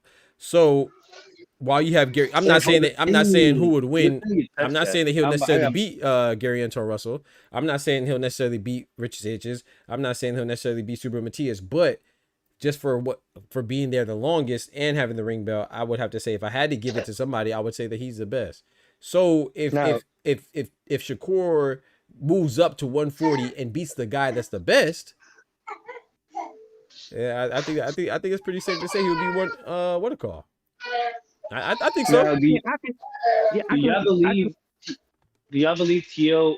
only had that win over Jermaine Ortiz? Because to me, it was a robbery. We were only cool with it because, Ortiz didn't try to engage. Ortiz beat T.O. And then Sandor beat T.O. Yeah, Sandor Martin. That was a just stylistically, and I hate to say it, but I think the ring belt is what held T.O. with that W. Yeah. I agree with that. I'm just saying, like. Oh, go ahead. Also. Go ahead. No. Go ahead. Go ahead. I'm just saying that T.O. is that it's not dominant. You understand what I mean? It's not in a dominant factor. Yeah, that's a great point. You know what I mean? And I don't care. I mean, I care about the people that get the belt. You know what I mean? I care about that, but I don't get at 100%, Doc, because you can get belts in a lot of ways. Sometimes you ain't got to fight for them. But I do respect the ones that defend the belt. See, T.O. ain't doing that. He ain't doing nothing. Do you get what I'm saying? He's just skating. Yeah, it just seems like that's he's a just good point. skating. You get what I'm saying? Not even skating. It's like out of the 4 last of his fights, outside of the Barbosa one, he struggled, and 2 of them arguably lost. Yeah, no, you're right. You just called out. Because who's his last 4?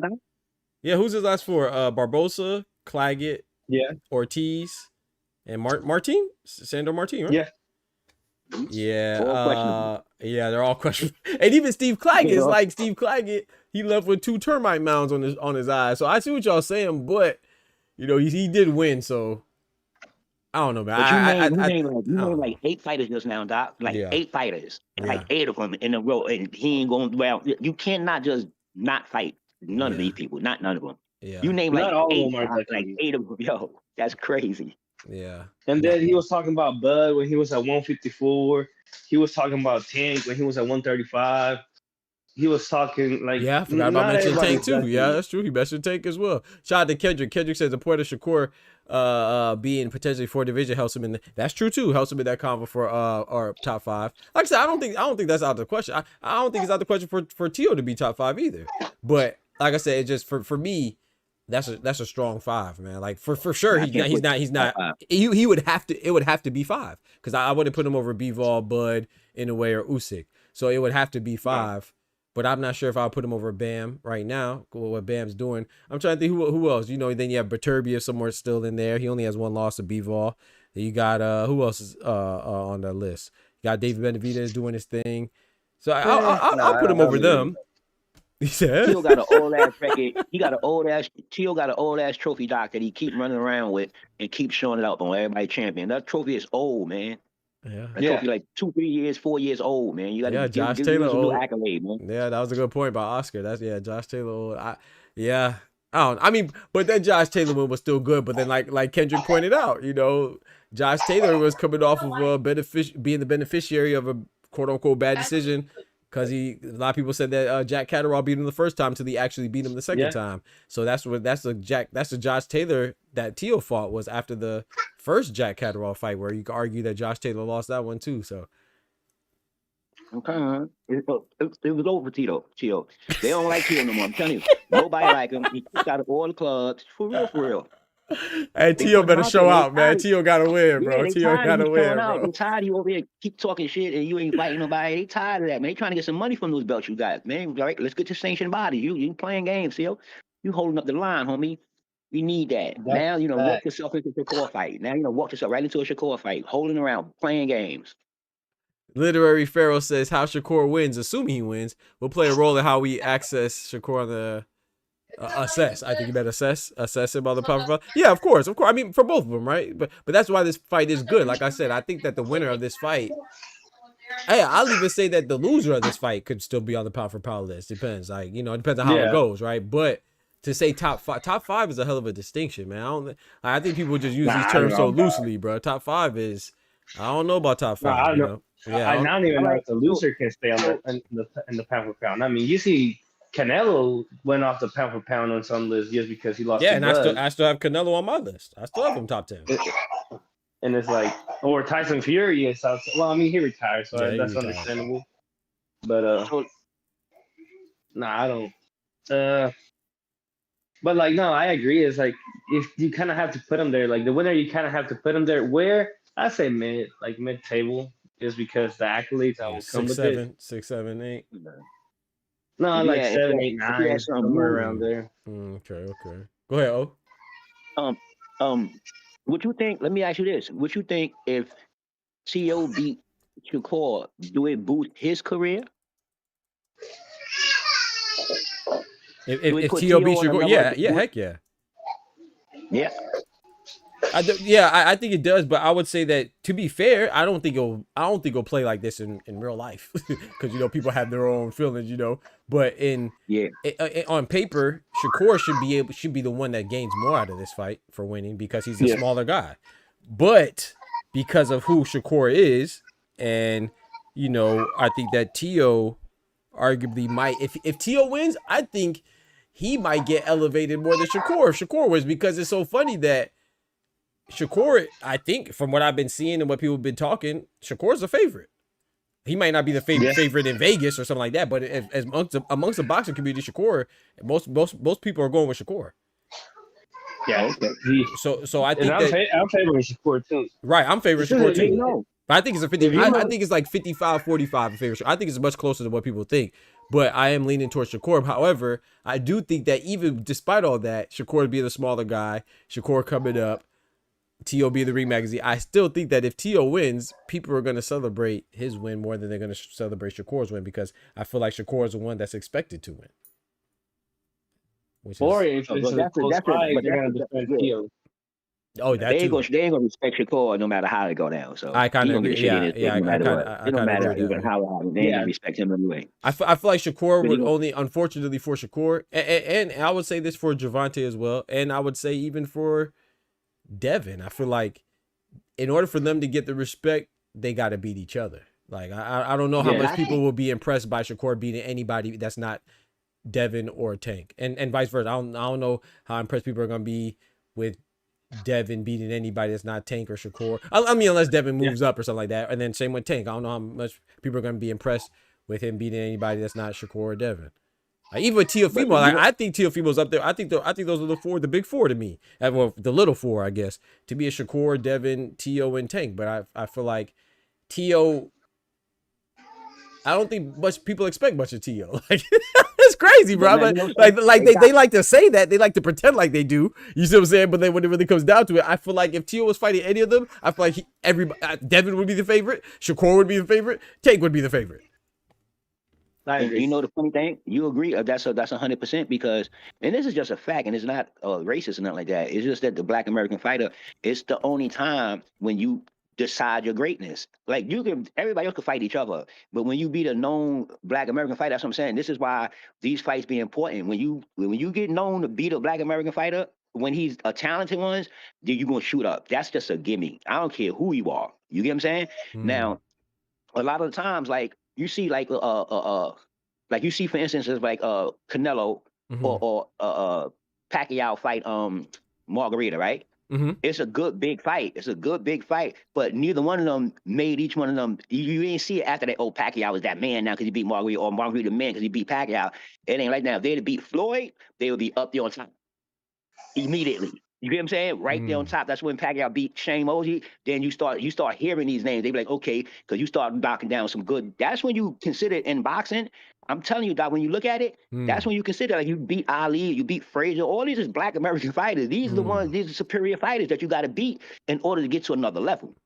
Or you can be manufactured and go floating around and just be, 42-1 and fighting just a bunch of people. You know what I mean? Until you fight these fights.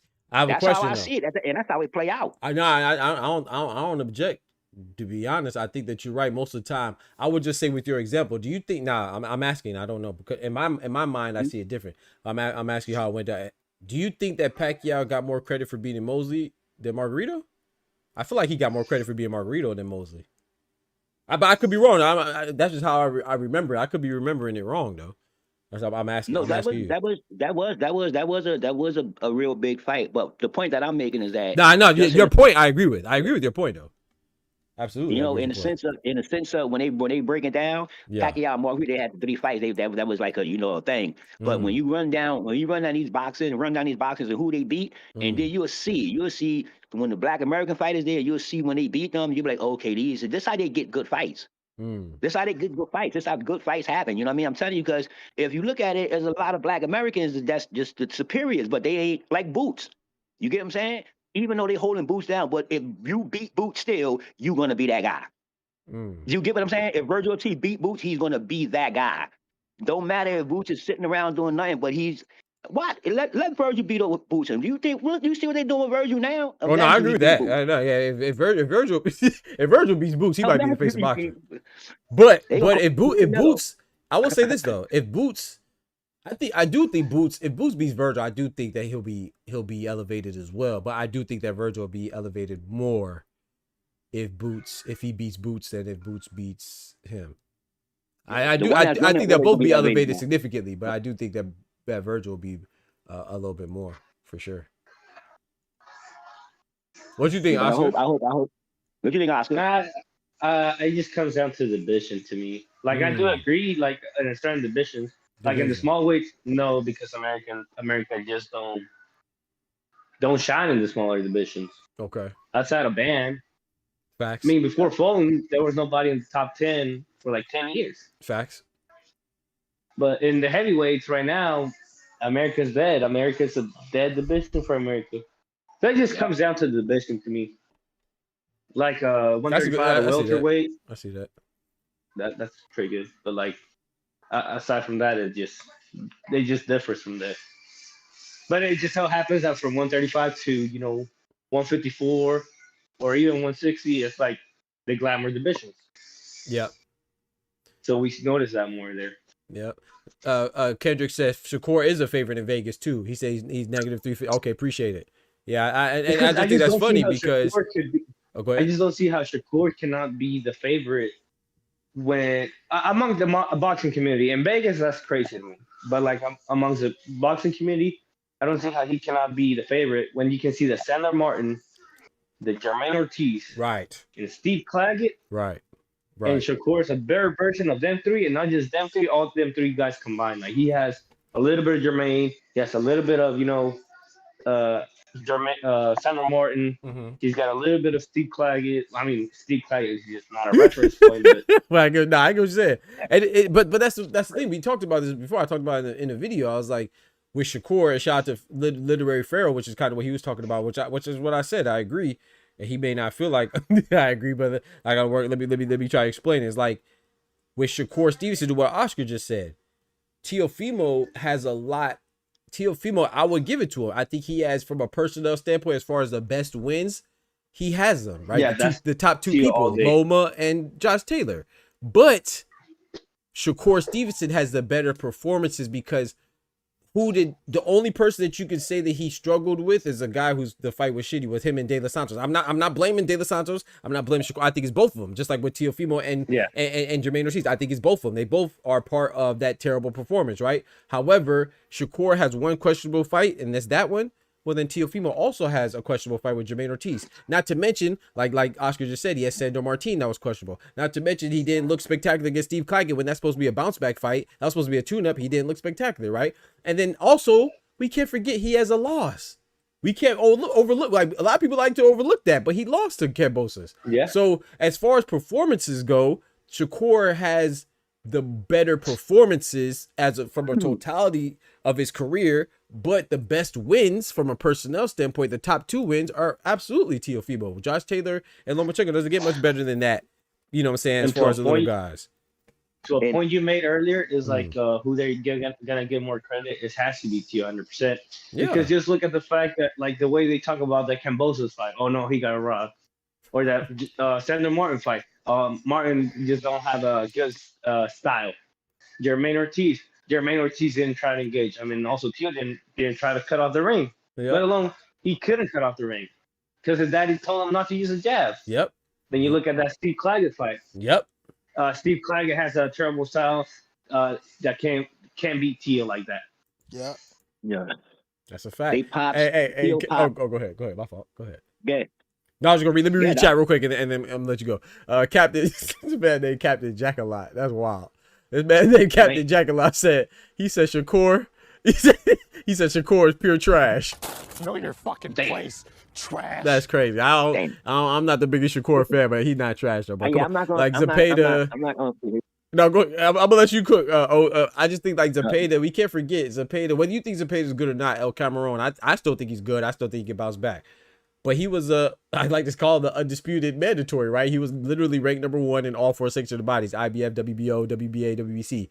And that was Shakur. That's who Shakur beat. That's a good win, man. We can't. And then Oscar Valdez, that's a good win. I mean, are any of these wins like, oh yeah, this guy was a superstar when he beat him? No, but these are good championship guys. Jamel Herring's a champion. You see what I'm saying? That's a good win too. Even I know people might disagree with me, but Artem Harutyunyan only had 1 loss to Frank Martin. Now it's not going to look good because Tank knocked out Frank and Frank beat Artem. But Artem is a former Olympian, and that's a good win as well. So I don't. It's not the best win. It's not gonna jump out at you. But Shakur got good wins, man. But go ahead. Oh, I actually think Oscar Valdez is a great win. I think that he was a superstar when Shakur beat him. It just so happened to be a little weights, right? You're right. Yeah, that's a good point. Yeah, the smaller weights. That's a good point. I don't even be going by that doc no more. I be trying to get away from that about who they fought this and fought then, at that time, because every fight is different. So all that really don't mean nothing. You know what I mean?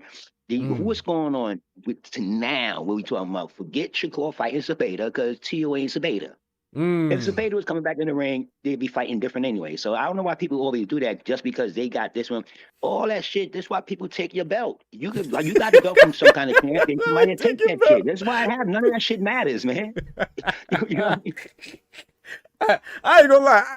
I feel you, but I gotta slightly disagree because I think that you're only as good as the measuring stick we got to, size you up with. You feel me? Like, so, like, for example, if I wasn't looking at your opponent, okay, Ben Whitaker, right? Don't get me wrong. That knockout that he had against Ben Gavazzi was dope. But who the heck is Ben Gavazzi? You see what I'm saying? Like, yeah, make your list. Yeah, exactly. So like now when you go if you would have did that to somebody, it doesn't have to be like a I don't know, give me a light heavyweight that's good. It doesn't have to be like an Alexander Vazdik, or it doesn't have to be like a Callum Smith. But if you would have did that to somebody like a Willie Hutchinson or like a Craig Richards, boom, I'd be like, okay, bet, now you really talking. But I can't really rate you for doing that to Ben Gavazi because I don't know who Ben Gavazi. I know Ben Gavazi for getting whooped by you. You know what I'm saying? And so like Ben Whitaker when he beat who's the other guy, Ezra Aranyeka, like that's a good win. You looking good, but I got to be able to recognize who you beat so I can be like, all right, bet I know you beat somebody of worth and you beat a caliber guy. So until you do that, then I got to look at you. You know what I'm saying? I got to be a little skeptical. Like Moses Atama. Shout out to Moses Atama. I think Moses Atama is great, but his best win is Dempsey McKean.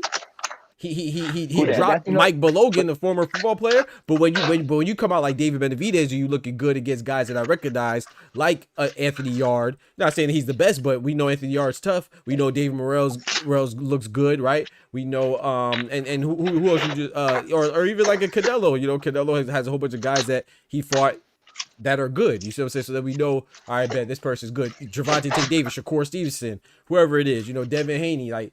Once we see guys that we see them perform against guys that are good. Even I'm not a big Lomachenko fan, but you know he does have that win against Gary Russell.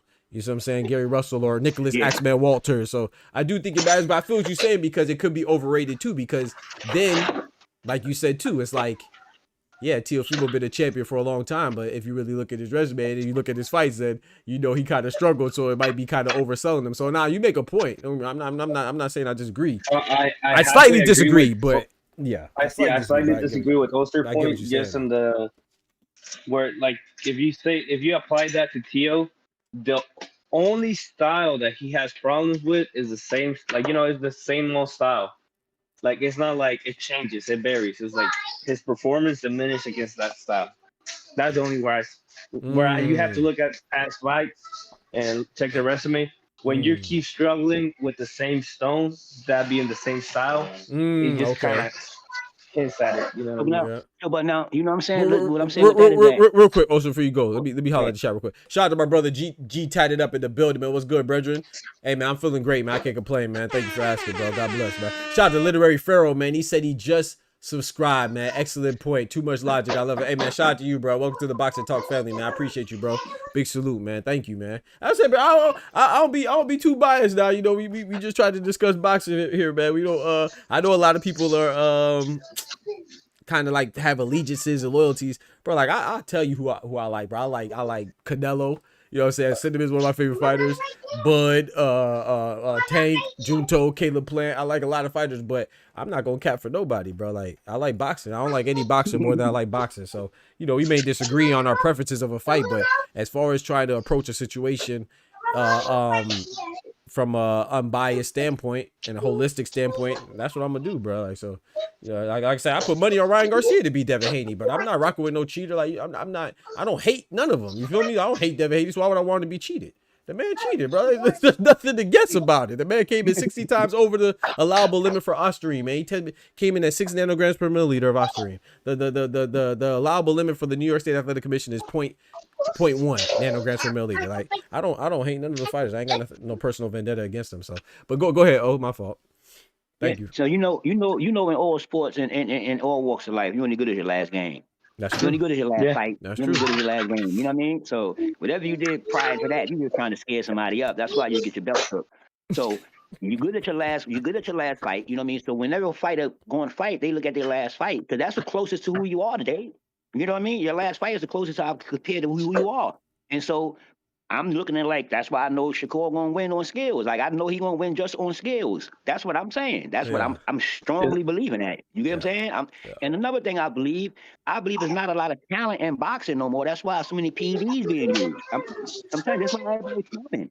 They ain't that talented. For real, they popping like a motherfucker out here. They are popping. And so man. Those are just, you know, it's not too much talent. And they be holding the boxers like Teo. Teo on skates, man. He is on a surfboard. He is surfing. True story. Show. I agree with you. I think Teo be underperforming, but I ain't gonna lie. I do think that, like I said, you know, I don't like Teo for his racism and stuff like that. But inside the boxing ring, I ain't gonna lie, bro. I don't think there's too many more raw, talented fighters than Teo. Now, in your defense, he might be too raw. He need to hone some of them skills. You know what I'm saying? Like he need to, like Oscar said, maybe that means switching up his trainer. You can't have your pops out here talking about you don't need a jab. My son don't need a jab, and then you go and put out a performance against Jermaine Ortiz like that. So, but as far as raw talent goes, I think Tio up there, man. I ain't gonna lie. No, you could have raw talent. Hey, Doc, you could have raw talent. I seen people in the street, you know, because you could be big for nothing too, right? You know, I seen raw talent for nothing. I've seen it. You know, it happens. But raw talent is limited. Raw talent is limited. You're right about that. Yeah, it only takes so far. Yeah, hard work beats talent. Hard work beats talent. You're right about that. Every athlete knows that, whether you're amateur, collegiate, high school, or pros. Everybody knows that. Hard work beats talent. Every coach say that. Shout out to G, tied it up. He said, what's with the glove next to the name? Hey, man, that's probably compliments to Ulster, man. Ulster was giving out gifted memberships, man. That means you're a member. So please, once your membership expires, consider renewing that thing starting at $3 a month, man. That's where it's starting at, man. Shout out to my brother Ulster. Shout out to everybody that's a member. Shout out to everybody that gifts memberships, you know what I'm saying? Primarily Ulster and Dub. They've been doing a lot lately, but shout out to everybody that gift memberships. Our Booger has, Oscar has, everybody has, you know what I'm saying? A lot of people have. So thank you. Tech Dumb Dad. I don't want to say everybody miss anybody's name, but yeah, man. So shout out to, that just means you're a membership. I mean, that means you're a member. You get access to all the emotes. You have, you know, I usually give callers 3 minutes to call in, but when you're a member, you get more than 3 minutes. You know what I'm saying? So there's a lot of perks, man. You get to talk in the back, even when we're not live. You know what I'm saying? So there's a lot of perks that come with it. That just means you're a member, man. Appreciate you asking. So shout out to you, bro. Consider becoming a member for $3 a month, man. I appreciate y'all. Really helps to keep us going and growing and keep the lights on around here. You feel me? Appreciate it. You don't need the jab. You know what I'm talking about? Limited. They be limited, man. They trainers and all that be knowing what's up, man. I'm a strong believer of that. They know what's up. All of them know what's up. You know what I mean? They know what they could do and what they can do, and that's why T.O. sitting here now and he ain't saying nothing because his bus done came. He was sitting at the bus stop. It came. The bus wasn't coming. It came though. Bro, I ain't gonna lie, bro. I think Shakur. I will say this. I think T.O. could win, but if it looks easy, then I know Shakur won. I'll say that. I know if it's an easy fight, I know like, you know what I'm saying? If one of them wins easily, then I know that winner is Shakur. T.O. got a. Yeah, I can't see athleticism beating skills. I just can't see it. I'm not gonna lie, bro. I think you don't think that happened. You don't think that's exactly what transpired with T.O. and Loma? I feel like Loma's more skilled, but I feel like T.O. But in your defense though, Loma started coming up towards the end. You know what I'm saying? Towards the end, he started picking up, but it was just too late. But remember what you said, Doc? That was questionable though. They had a lot of people had questions about that. You just said clearly win. You know what I mean? Okay. So you know what I mean? I'm thinking like, I just don't think athleticism could beat skills. I just don't think. I would never go. I would never bet against that. I'll put you on that. Because like I told you before, athleticism, it can make you look like you skillful. Facts. Until you get in there with some skills. Facts.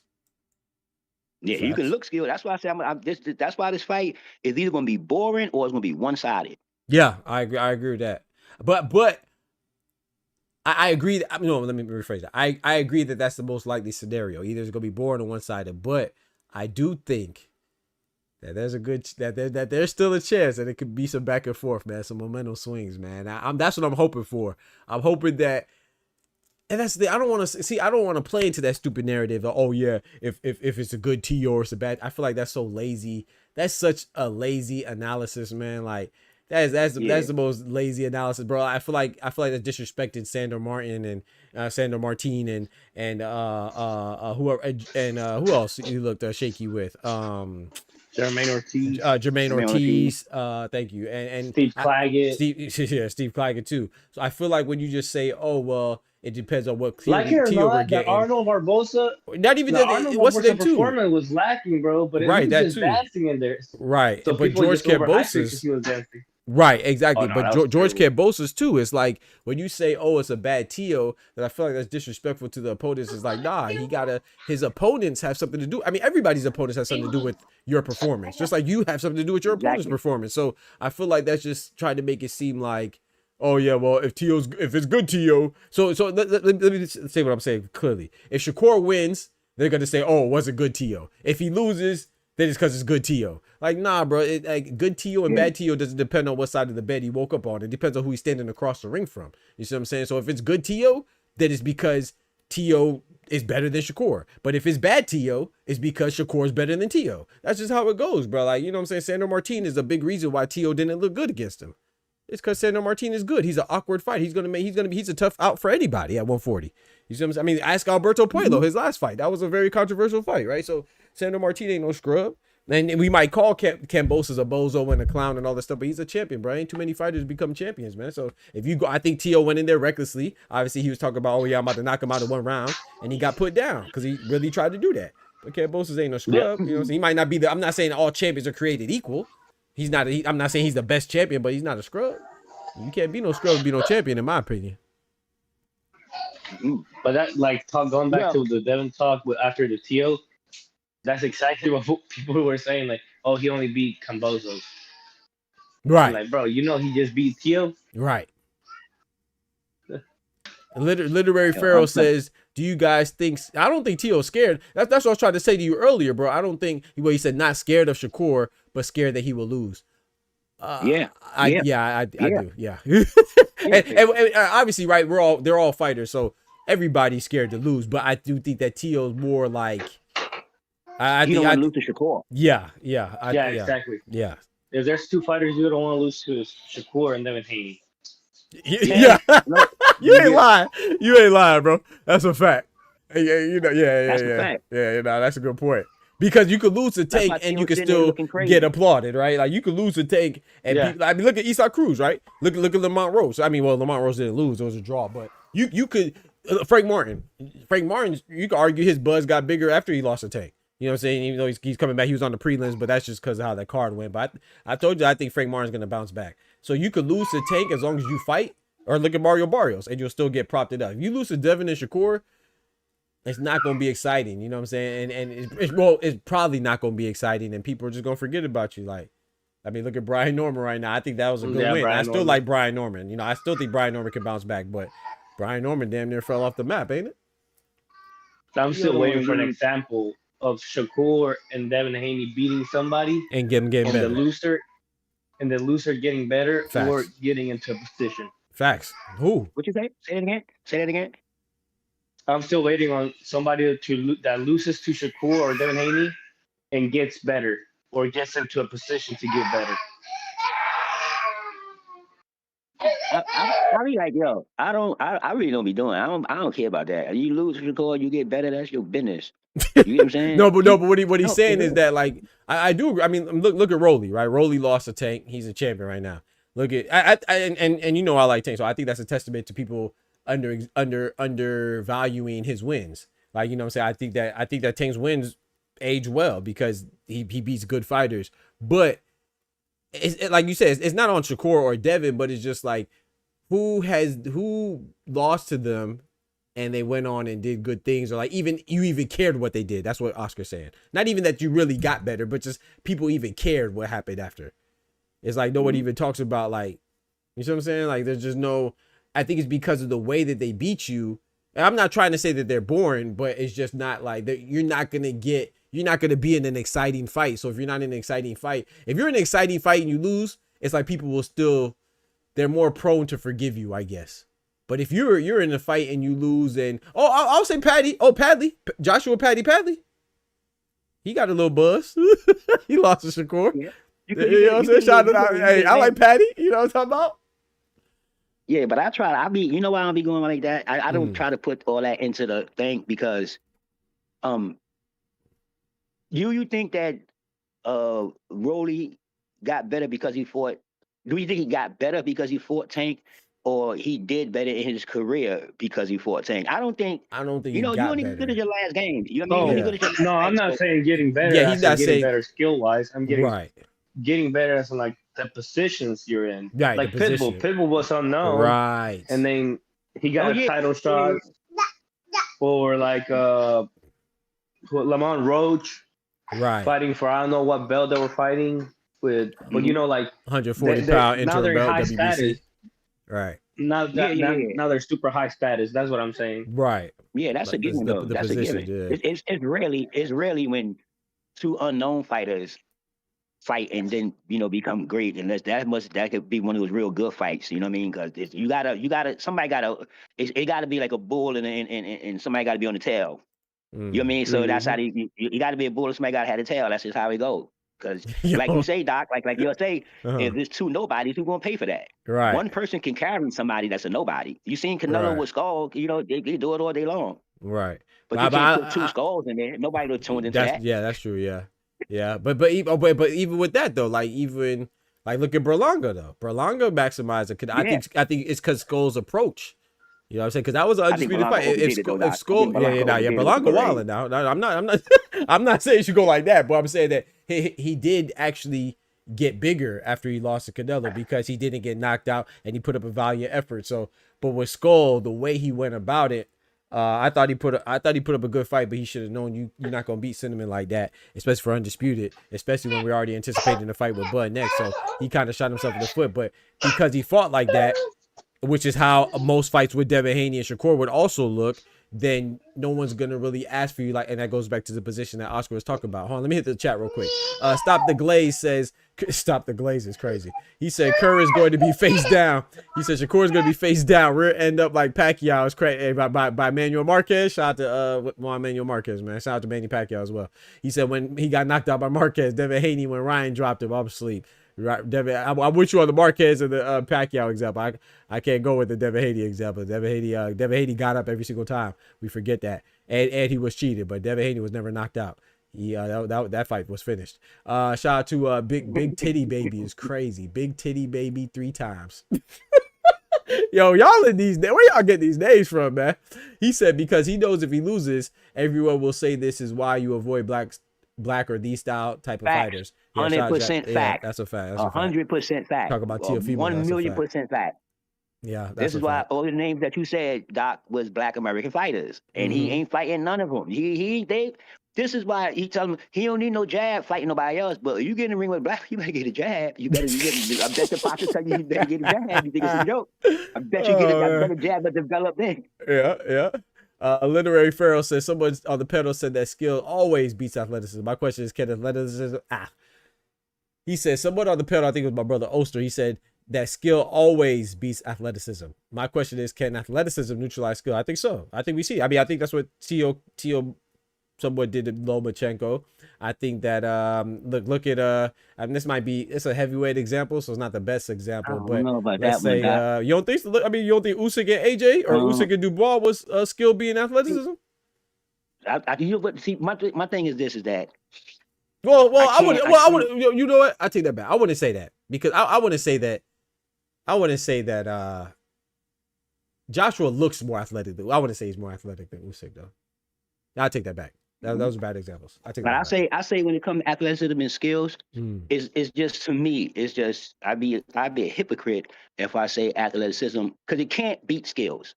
If you could just not use your skills. If you skill, like if we go on there and Tio beat the shit out of Shakur, it's not going to say, nobody going to say Shakur is a bum. They ain't going to say he a bum.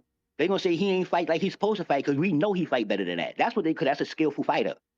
So if you on top of your game and you skillfully, it's going to be very, very hard to beat you. A lot of skillful fighters beat themselves. That's why they be like 28-0 and all. Like they beat themselves. A lot of them beat themselves. Like Ben Whitaker. Ben Whitaker is athletic. He's not too skillful. He's athletic as hell, though. True story. He could do a lot of things. But you know who was athletic and skillful? Tank. Prince Nassim. Hey, shout out to Prince Nazim Ahmed. Marco Antonio Barrera put that pressure on him. I agree with that. He was skillful and athletic. That's why he was hard to figure out until he got caught. But Bud's skillful and athletic as well. But give me a second. Let me think of I'm trying to think of I do think athletic. Like I said, the Tio and Loma example is a good one. But I'm trying to think what about somebody who's more skilled? And when we say skilled, right, we're not saying that the guy that's athletic is not skilled either. We're just saying that he's not as skilled as the other guy. Give me a second. I'm gonna give you one where the guy that was just more athletic. Oh, boom. What's the name? I could say Wilder and freaking Ortiz. Ortiz is more skilled, but that's heavyweight, like I said. But or Fabio Worley, Justice Hooney. But in Oster's defense, Justice Hooney was winning every second of that fight until that equalizer hit him. So and I don't even know if you would say that's really more athleticism either. It was just power. I don't even know if you would say that's more athleticism. I don't know if he's more athletic. He's just more. He has a bigger one-shot power. He looks more athletic than Haney though. But Haney has the hand speed and stuff like that. So yeah, I definitely, think you're right though. I think you know, right. Yeah, it's more in your favor. More in your favor. More the skills pay the bills. So skills usually that's a trump card. You know what I'm saying? But there's some exceptions. Yeah. Well, I do have to say it's a very skillful fighter. There's very few that don't try to. How do I say this? Like they just know what to do. Like they do a complete training camp, and they don't have that ego of trying to change things up at the last minute. You know what I mean? Give me a second. Like they can stay. Let me interrupt. They can stay disciplined. Right. Shout out to Tay. Shout out to Peel Out. Go ahead. I just want to shout them. Go Pharaoh in there cooking though. Yeah. Pharaoh in there. He talking. No, yeah. I'm just saying like it's very hard. Like once you know you're skillful to stay disciplined with the game plan. And like not second guess yourself just because you're that good, you know. Facts. It's extremely hard to beat a skillful person. I'm telling you, it's hard to beat people like Shakur. You seen Shakur do it with one arm. Yeah, it's extremely hard. He's too skilled. He's really skilled, and he know how to think in chaos.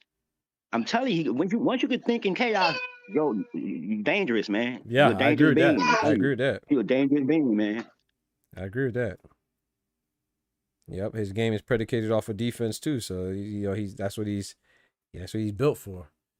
To think while that pressure is applied and stuff like that. You know, see it with Floyd, and we see it a lot of places. Bingo, yeah, bingo. There you go. That's another one. You see what I mean? They come throwing 100 punches at Floyd, then it's gonna throw him off his game. By the third round, he gonna be like Doctor Strange. He gonna slow all that shit down. All that shit is gonna be slow. Got the time stone on your head. Everything gonna be moving slow. Yeah, like the time stone. Facts. Yeah, I agree with that, man. Like I said, I'm just hoping this fight is good. Who do y'all? Okay, so we talked about winning. Who is more? If they lose, who's in the worst position? Shakur. I agree. Shakur in the worst position. I agree. I think Shakur in the worst position. Win on. I agree with that.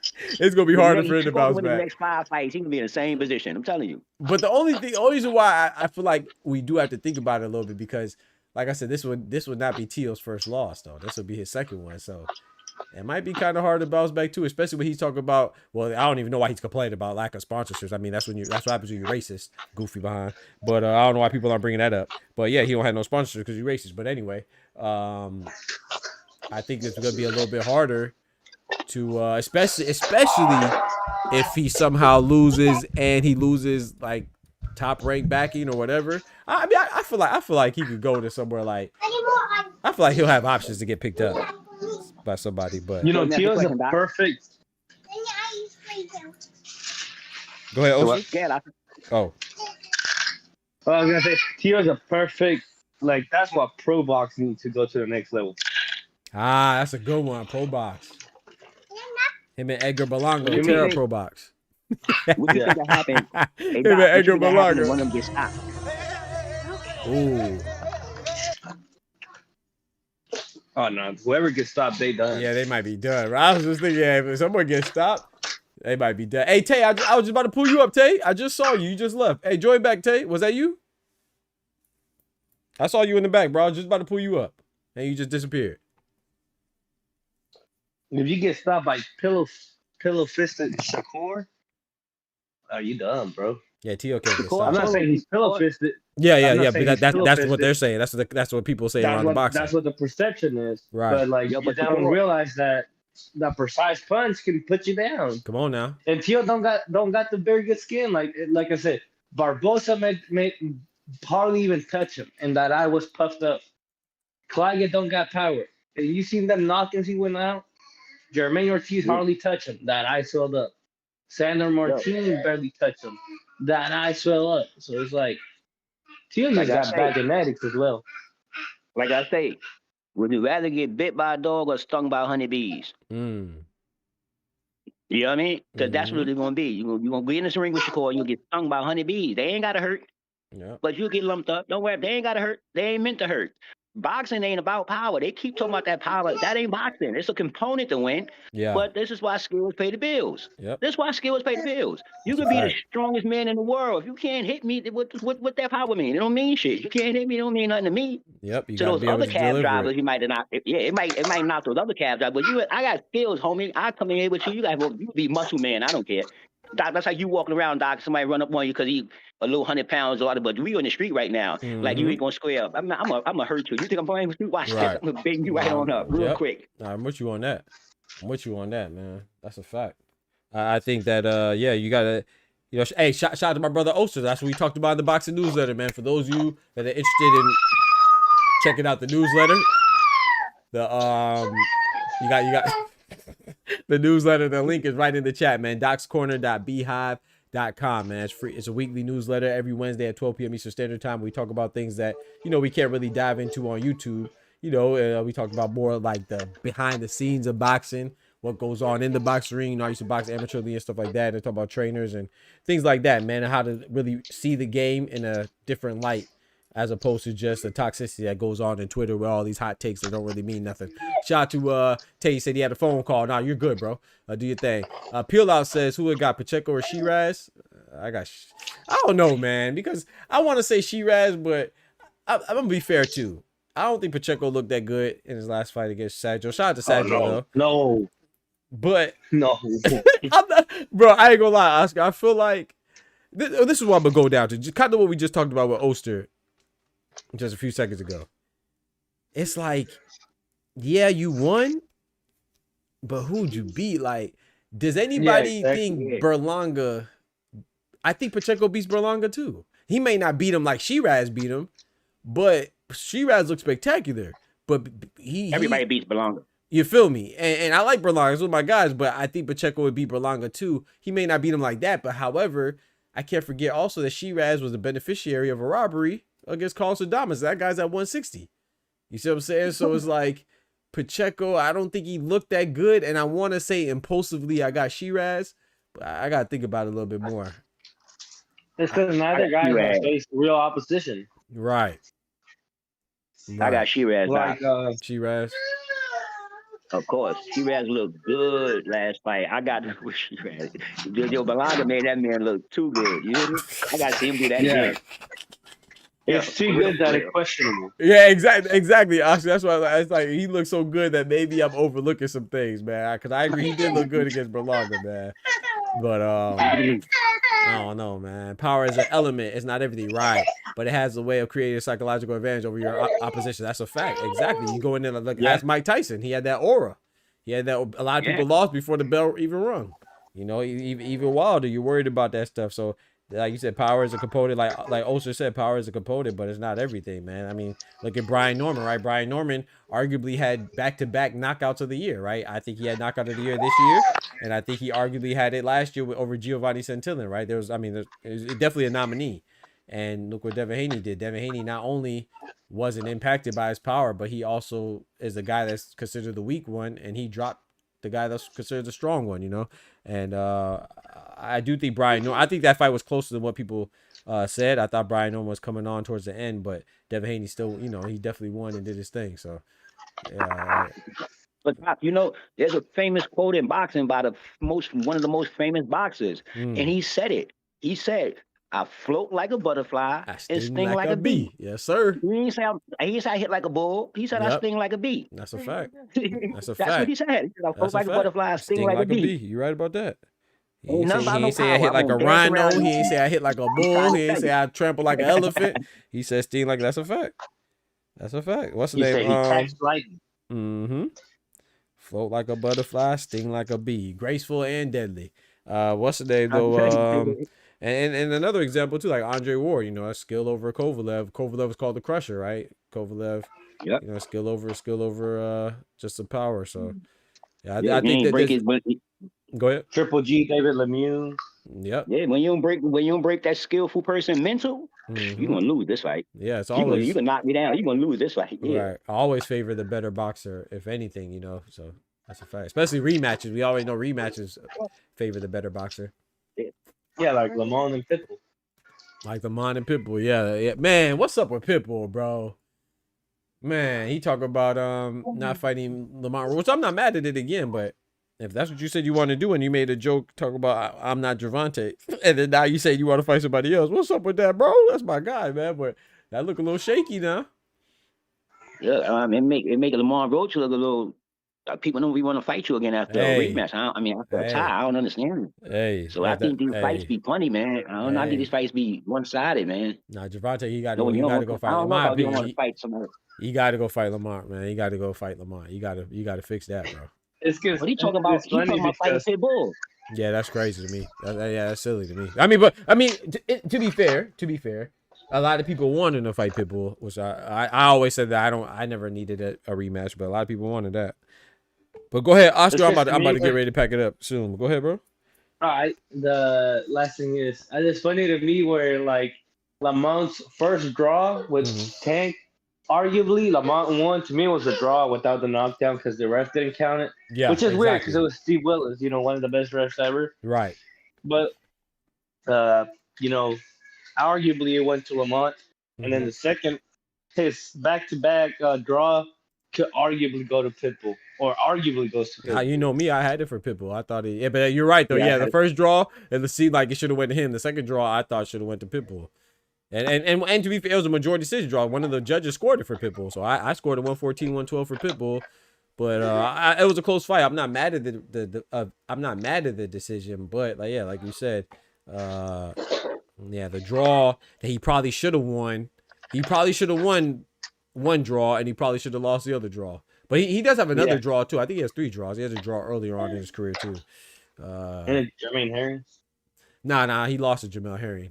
That's his only loss. He has a draw with somebody. Cruz.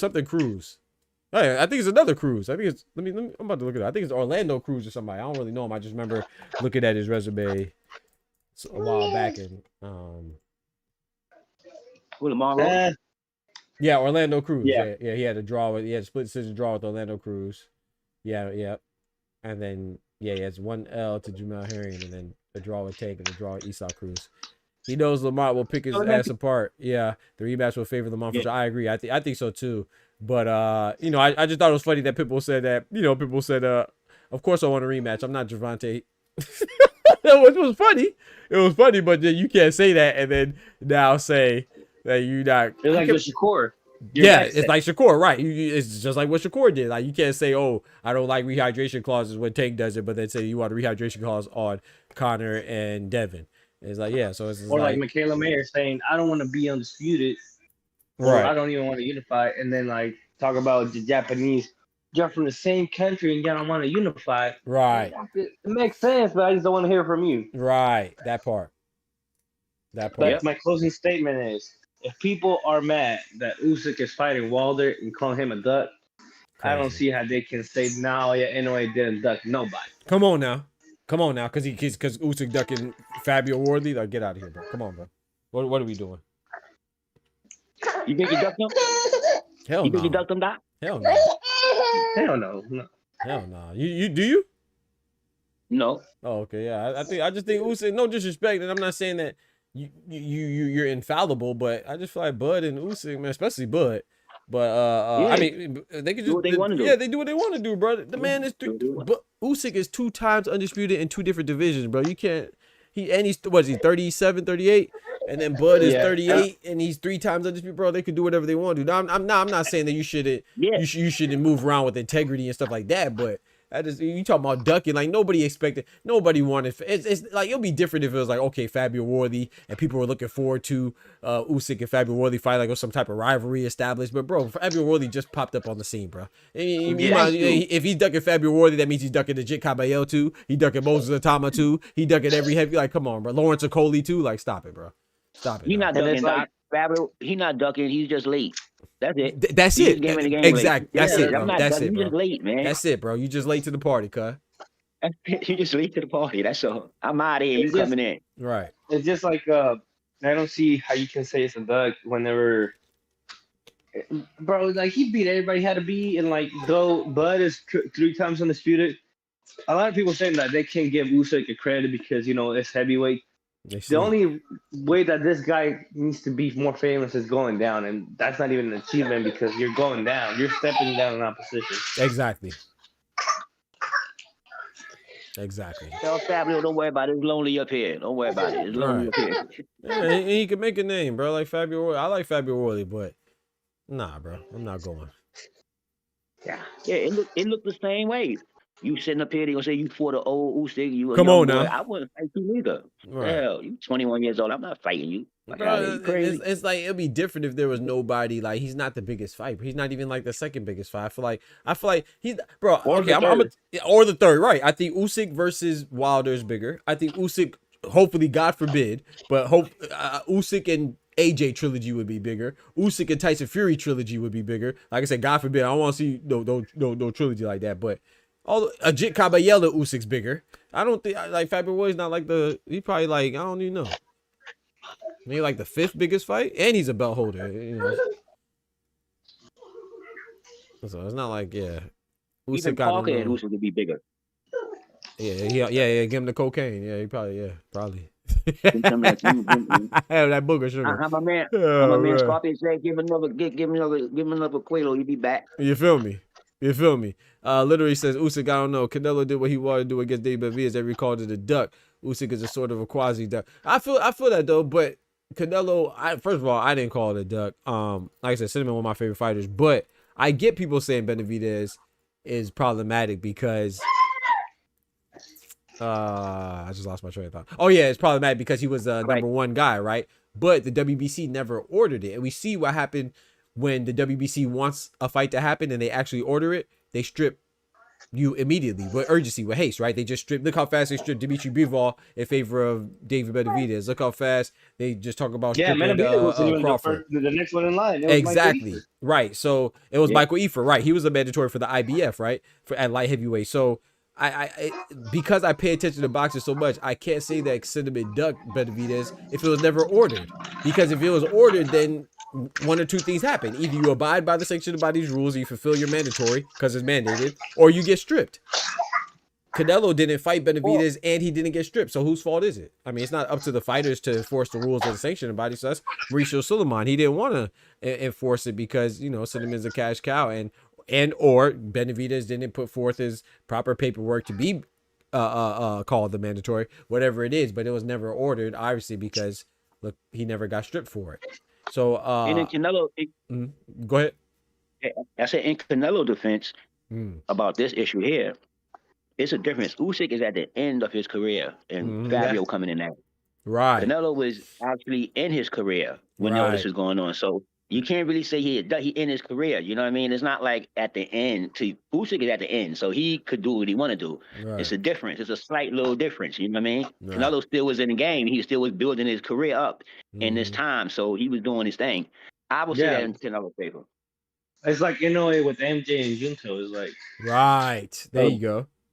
Right. You're not gonna tell me TJ Dohinky is a bigger fight than MJ or Junto. Right. And MJ was actually ordered by the WBA. So once again, President Gilberto Mendoza dragging his feet. Literally says Wilder stands no chance to beat Usyk. Yeah, I don't think so either.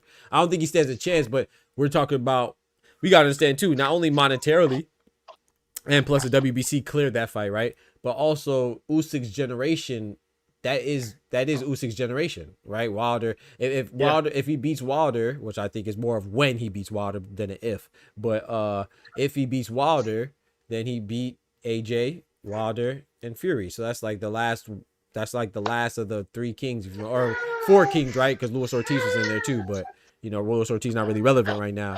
So I get Usyk going after Wilder, and shout out to Wilder too. I don't think Wilder should fight anymore. It's one of my favorite heavyweights. But if he's gonna keep fighting, you might as well fight for all the marbles. You might as well fight for everything. So you know you don't want to keep fighting poo putts, and it's still gonna be dangerous. You're in the heavyweight division, so if you're gonna keep fighting, you might as well fight the guy that could give you everything, and that's Usyk. So. But I agree with you though. I don't think Wilder has much of a chance. He said tonight fight Moses sooner though. Sooner than later. He said fight Moses sooner than later to be considered somewhat of a squad, not a full duck. I don't really want him to fight Moses, man. I think he beats Moses, and I think that's a fight Warney needs.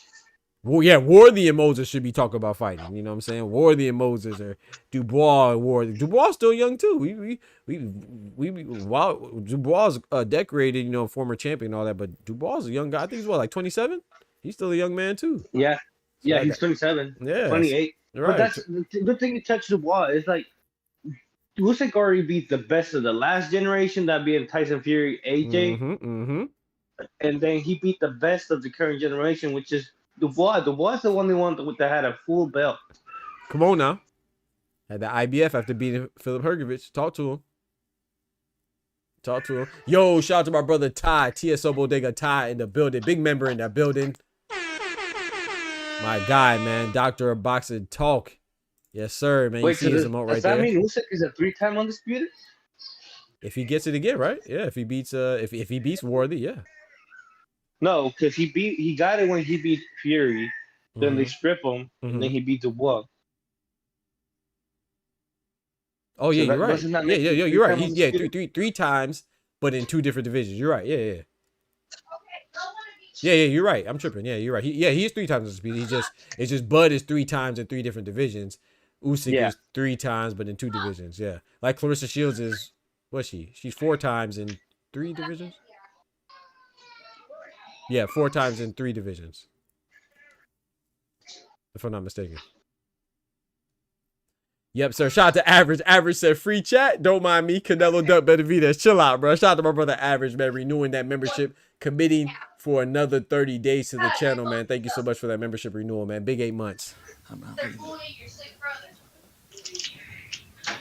not fucking leaving. The show goes on. My boy said he's not going anywhere, man. He said he's not leaving. Committed for another 30 days, man. Thank you so much for that, Average. Canelo Duck Benavidez. Like I said, I'm not mad at people saying Cinnamon Duck Benavidez, but you know me, if we watch a lot of boxing right here, so I'm gonna defend how boxing goes, man. A lot of times it's not these fighters. Like, it's easy to blame the fighters because they're the face and they're the one that we can see, but a lot of the crooked stuff that happens in boxing and transpires is the sanctioning bodies, man. Shout out to my guy Ty. Yeah, he said, "Yep, yeah, exactly, yep."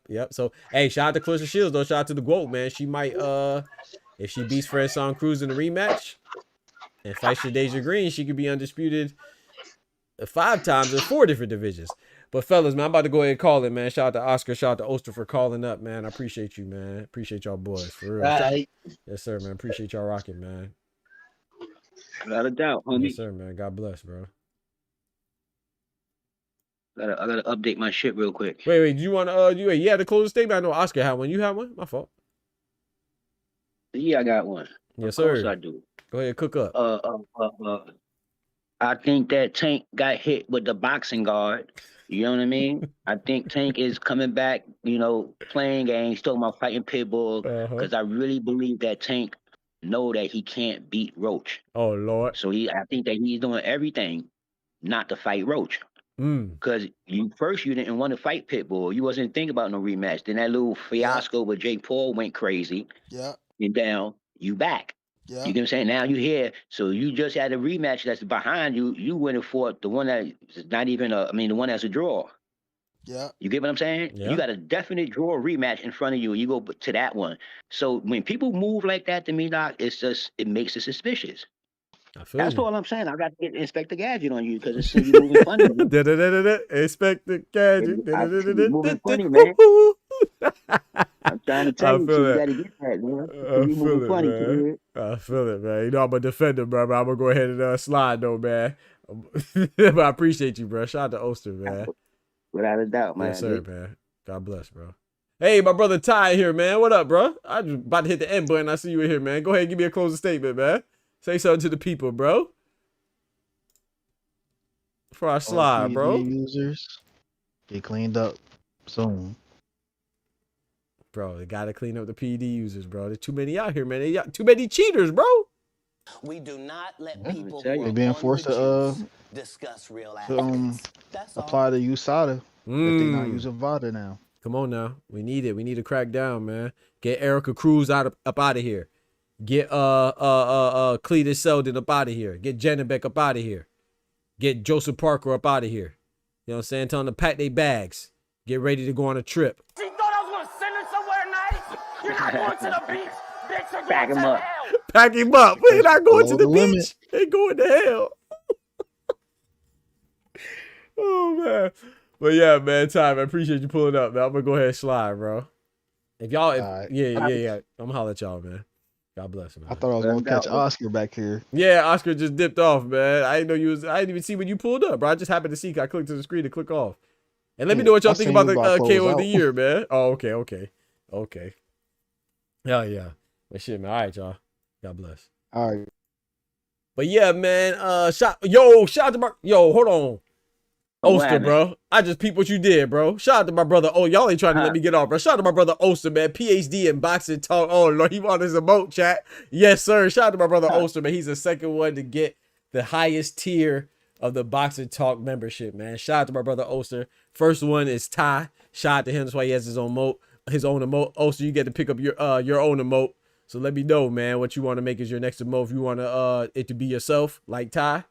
Has a picture of himself, let me know. You just send it to me and I'll make it. Or if you have another request, let me know. But I have to tell you, we don't have any extra emote slots.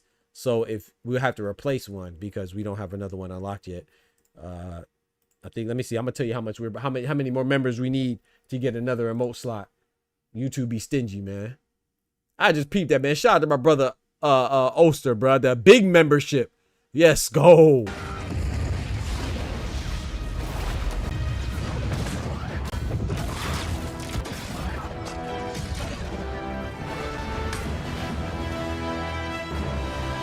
You still there, Ty?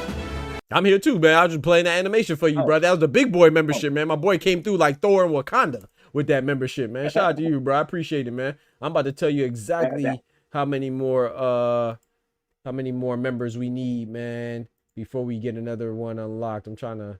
Yeah, he says, Literary Pharaoh says, do you call live? Yes, sir. Absolutely. I call live fights, man. I go live Monday, Wednesday, Friday. Thanks for asking, Literary Pharaoh. I go live Monday, Wednesday, Friday. Monday at 7 p.m. Eastern Standard Time. Wednesday at 10:30 a.m. Eastern Standard Time. And then Friday at 7 p.m. Eastern Standard Time. So we go live 3 times a week for the regular shows. But I go live every single fight night. I don't care if it's in Japan on a Tuesday. We got the club going up on a Tuesday, or we here live in America on Saturday, or we're in Nigeria on a Wednesday, or Australia, wherever, bro. I'm up, bro. We call the fights, man. It's just something I do. I give them all to, man. So we drop a lot of videos throughout, man. So I appreciate you being a member, man. Appreciate you contributing to the channel in any capacity. I'm about to tell you how much. I'm trying to find where it tells us how much emojis we need before we get a new member. I mean a new slot. It says we need. Oh, we got a long way to go, man. Oh, let's see. Hold on. Wait. 1, 2, 3, 4, 5, 6. How many emotes we have right now? 1, 2, 3, 4, 5, 6, 7, 8, 9, 10, 11, 12, 13. Okay, so it's not even telling because it's saying that we need 13. Let me show y'all. It says we need 10 more members to get 13 emojis, but we already have 13. So that, like, YouTube is confusing, bro. So we already have 13, but because we fell under the number that it takes to unlock the 13 emote, they have it like we don't have 13 yet. So until we get 10 more members, then they'll let us know when we can get the 14th one. So don't even worry about it, man. We gonna keep cooking. But so just let me know which one you want to replace, Ty. Yeah. I mean Oster, and then yeah. I send it to your Discord. All right, bet, man. I appreciate you, bro. I'm finna slide though. God bless, man. Appreciate that, though, man. Yes, sir, man. PhD in boxing talk, man. Hey, big boy tings, man. Shout out to Oster, shout out to Ty. Let's get right, man. Let's get right, man. Hey, but check this out, though, chat. Shout out to Oster, man. Oster said about Gervonta Tank Davis that he's looking bad, right, for not fighting Lamont Roach. And you know me. Hey, where are my GTD chains at? Spam my GTD chains in the chat, man. GTD chains. You know, that's, those emotes right there. I rock with Tank, man. One of my favorite fighters. My top 3 favorite fighters are Cinnamon, Gervonta Tank Davis, and I'll probably say Junta Nakatani. But I can't cap, bro. I want Tank to fight Lamont Roach as well, because to me, the only reason why you're not fighting Lamont is because it was a tough fight. You see what I'm saying? Like, you fought Lamont Roach when nobody wanted you to fight Lamont Roach. Now, I watch boxing, so I know that you targeted Loma first, and then you tried to pivot towards Rayo, and Rayo didn't want to fight at 135. Loma wanted to retire. Rayo didn't want to fight at 135. Then you pivoted towards De Los Santos. De Los Santos had trouble securing a visa, right? And then so Lamont Roach was your fourth option. So I get it. That was not the initial target. But Lamont Roach has been on standby for a while just in case scenarios like this popped up. So still, I'm not blaming any of the fighters for the Tank fight not happening. I'm not blaming Loma. I'm not blaming Tank. Not blaming Rayo. Not blaming De Los Santos. But you fought Roach, and a lot of people saw that as an easy fight, and Lamont Roach fought his behind off. And it was controversial because there was a need that wasn't accounted for. It's not Tank's fault, right? Because fighters fight, judges judge, and officials officiate. Steve Willis had a referee blunder, right? That's part of being a ref, is human error. So we've seen missed calls before, right? Where people miss knockdowns and miss gloves touching the canvas, right? The referee missed when Anthony Joshua's gloves touched the canvas against Dubois before Dubois eventually stopped him. The referee missed where Caballel actually got knocked down. Sorry, Zhang got knocked down by Caballel before he eventually got stopped. A referee missed that knockdown. Tank also had his face wiped down, had an illegal interaction with the corner. We saw Jack Catterall have an illegal interaction with his corner against Harlem Eubank. So these things happen, right? So that's not the first time. Granted, but still, it is what it is. It was a missed call. He should have had points deducted. And if he would have had points deducted, most likely Roach would have won. I scored it a draw. You know what I'm saying? Because you can't count a knockdown when it's not counted by the referee. It's up to the ref's discretion. So with that being said, I think that Tank should run that back because it was a close fight, controversial. A lot of people thought you should have lost. So as much as I like fighters because they're good and they show that they're good in the ring. So if you have a close fight, win or lose, wouldn't you want to show that you were definitively better? So I wish you would fight Roach, but I'm going to defend. This is where I'm going to defend him, right? Because Oster said he don't know why he wants to fight Cruz, and he thinks it's unacceptable. And I don't think he should fight Cruz, but I never thought he should fight Cruz. But a lot of people feel differently. A lot of people think because Cruz didn't get knocked out, that was justifiable, that justifies a rematch. You know what I'm saying? They think not getting knocked out against a big puncher like Tank makes a rematch justifiable. Now, I will say that I wouldn't mind a rematch with Cruz because of the circumstances that surrounded the fight, right? Cruz was a late replacement. Gervonta Tank Davis said one of his hands was injured.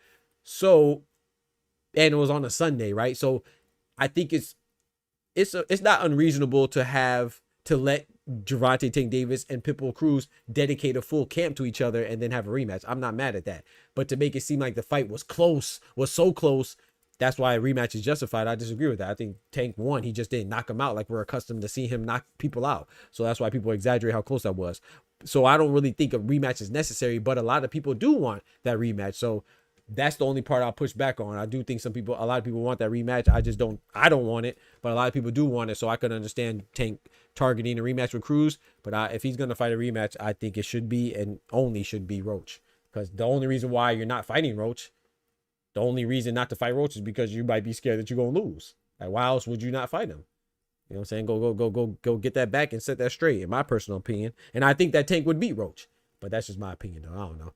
Shout out to Literary Pharaoh. He says, I think Shakur has the prettiest style in boxing. Shout out to you. He said he makes boxing look poetic. Yep. Makes it look like an art form. Sweet science. Reminds me of Ray Allen. Ray Allen's my favorite basketball player. Shout out to Literary Pharaoh. That's my favorite basketball player, Ray Allen, man. He said perfect fighter is what Shakur looks like, in my opinion. I think Shakur is... only why I push back on perfect because I think he looks, like you say, he looks very sweet in the ring. Pause. No diddy. I don't mean sweet in a bad way. I'm talking about like sweet, like, you know what I'm saying? Like Sugar Ray Robinson, Sugar Ray Leonard, you know, sweet like that, like sweetness, Walter Payton. You feel me? I don't mean sweet like... No diddy. I don't mean sweet in a crazy way. I'm saying I think, you know, I think that Shakur is almost right. Like he just need that power, you know, need a little bit more pop, a little bit more excitement. To me, a perfect fighter, if there is one, almost perfect fighter. I'm not mad at that assessment though. I'm not mad at you saying that Shakur is. But for me, I think he would need a little bit more power, a little bit more excitement. So to me, I ain't gonna lie. People might disagree with me, but I think the closest thing we have to a perfect fighter right now is Terrence Bud Crawford, bro. I'm not gonna lie. I think Terrence Bud Crawford, he's the closest thing we have. Shout out to the pound for pound. I think he has, you know what I'm saying? He's skillful. He has defense. He charismatic. I think he's lacking the charisma. And you can still be a star without charisma, but he's not, if his biggest weakness is outside the ring, right? He's just not charismatic. His personality is not polarizing for people to, you know, he don't really have that, I don't know, that thing that people gravitate towards, you know what I'm saying? But I think Terrence Crawford is more. Bivol, bro, Bivol's one of my favorite fighters too. But even Bivol, he doesn't have like, if Bivol had like Beterbiev power with all that, you know, that's why it's hard to be a perfect fighter. You got to work with what you got. Bivol and Shakur, those are some of the top 2 fighters right there in my person. As far from stylistically speaking, but somebody who has everything, I think it'll be like Terrence Crawford. I even think Tank. I think Tank is a very well-rounded. I think Tank has everything as well. I think Tank has underrated defense, underappreciated defense. I think he has underappreciated skill too. With his power, he's slick. I think Tank has everything, but he doesn't have the accomplishments, right? That's what he's missing. I just think Bud has everything. Bam is also nice too. Literary Pharaoh says, Monday, Wednesday, Friday, got you. Eager to hear your commentary, man. Shout out to you, bro. Thank you so much, man. Welcome to the Boxing Talk family, man. Shout out to you for sticking through. You know what I'm saying? I love the discussion as well. Oscar says, I second that, Ty, and it's not like Gunther needed the push. Gunther wasn't a good choice in my humble opinion. Shout out to my brother Ty, man. But yeah, man, I'm finna go ahead and slide, man. I appreciate y'all rocking as always. Yo, also too, man, check us out on all social media platforms. You feel me? For your listening pleasure, we are now on Spotify under Dr. Boxing Talk. The same thing on TikTok, Twitter, Instagram, Spotify, everything. Dr. Boxing Talk, man. Come rock with us. Yes, sir. Yes, ma'am. And rock with us, man. You know what I'm saying? Like I said, I appreciate all the members. Thank y'all for contributing in the fashion and the form that y'all do. And, you know, shout out to all the donations. Shout out to the super chat. Shout out to everything, you know. But I got to shout out the members. They do a little bit more. And the people that drop the graffiti on the chat walls, man. Shout out to my brother Oster with the 5 gifted memberships today. Big salute, my brother. Thank you, OGO. George the Last Dragonborn with the $5 on the chat walls, man. I appreciate that with the super chat.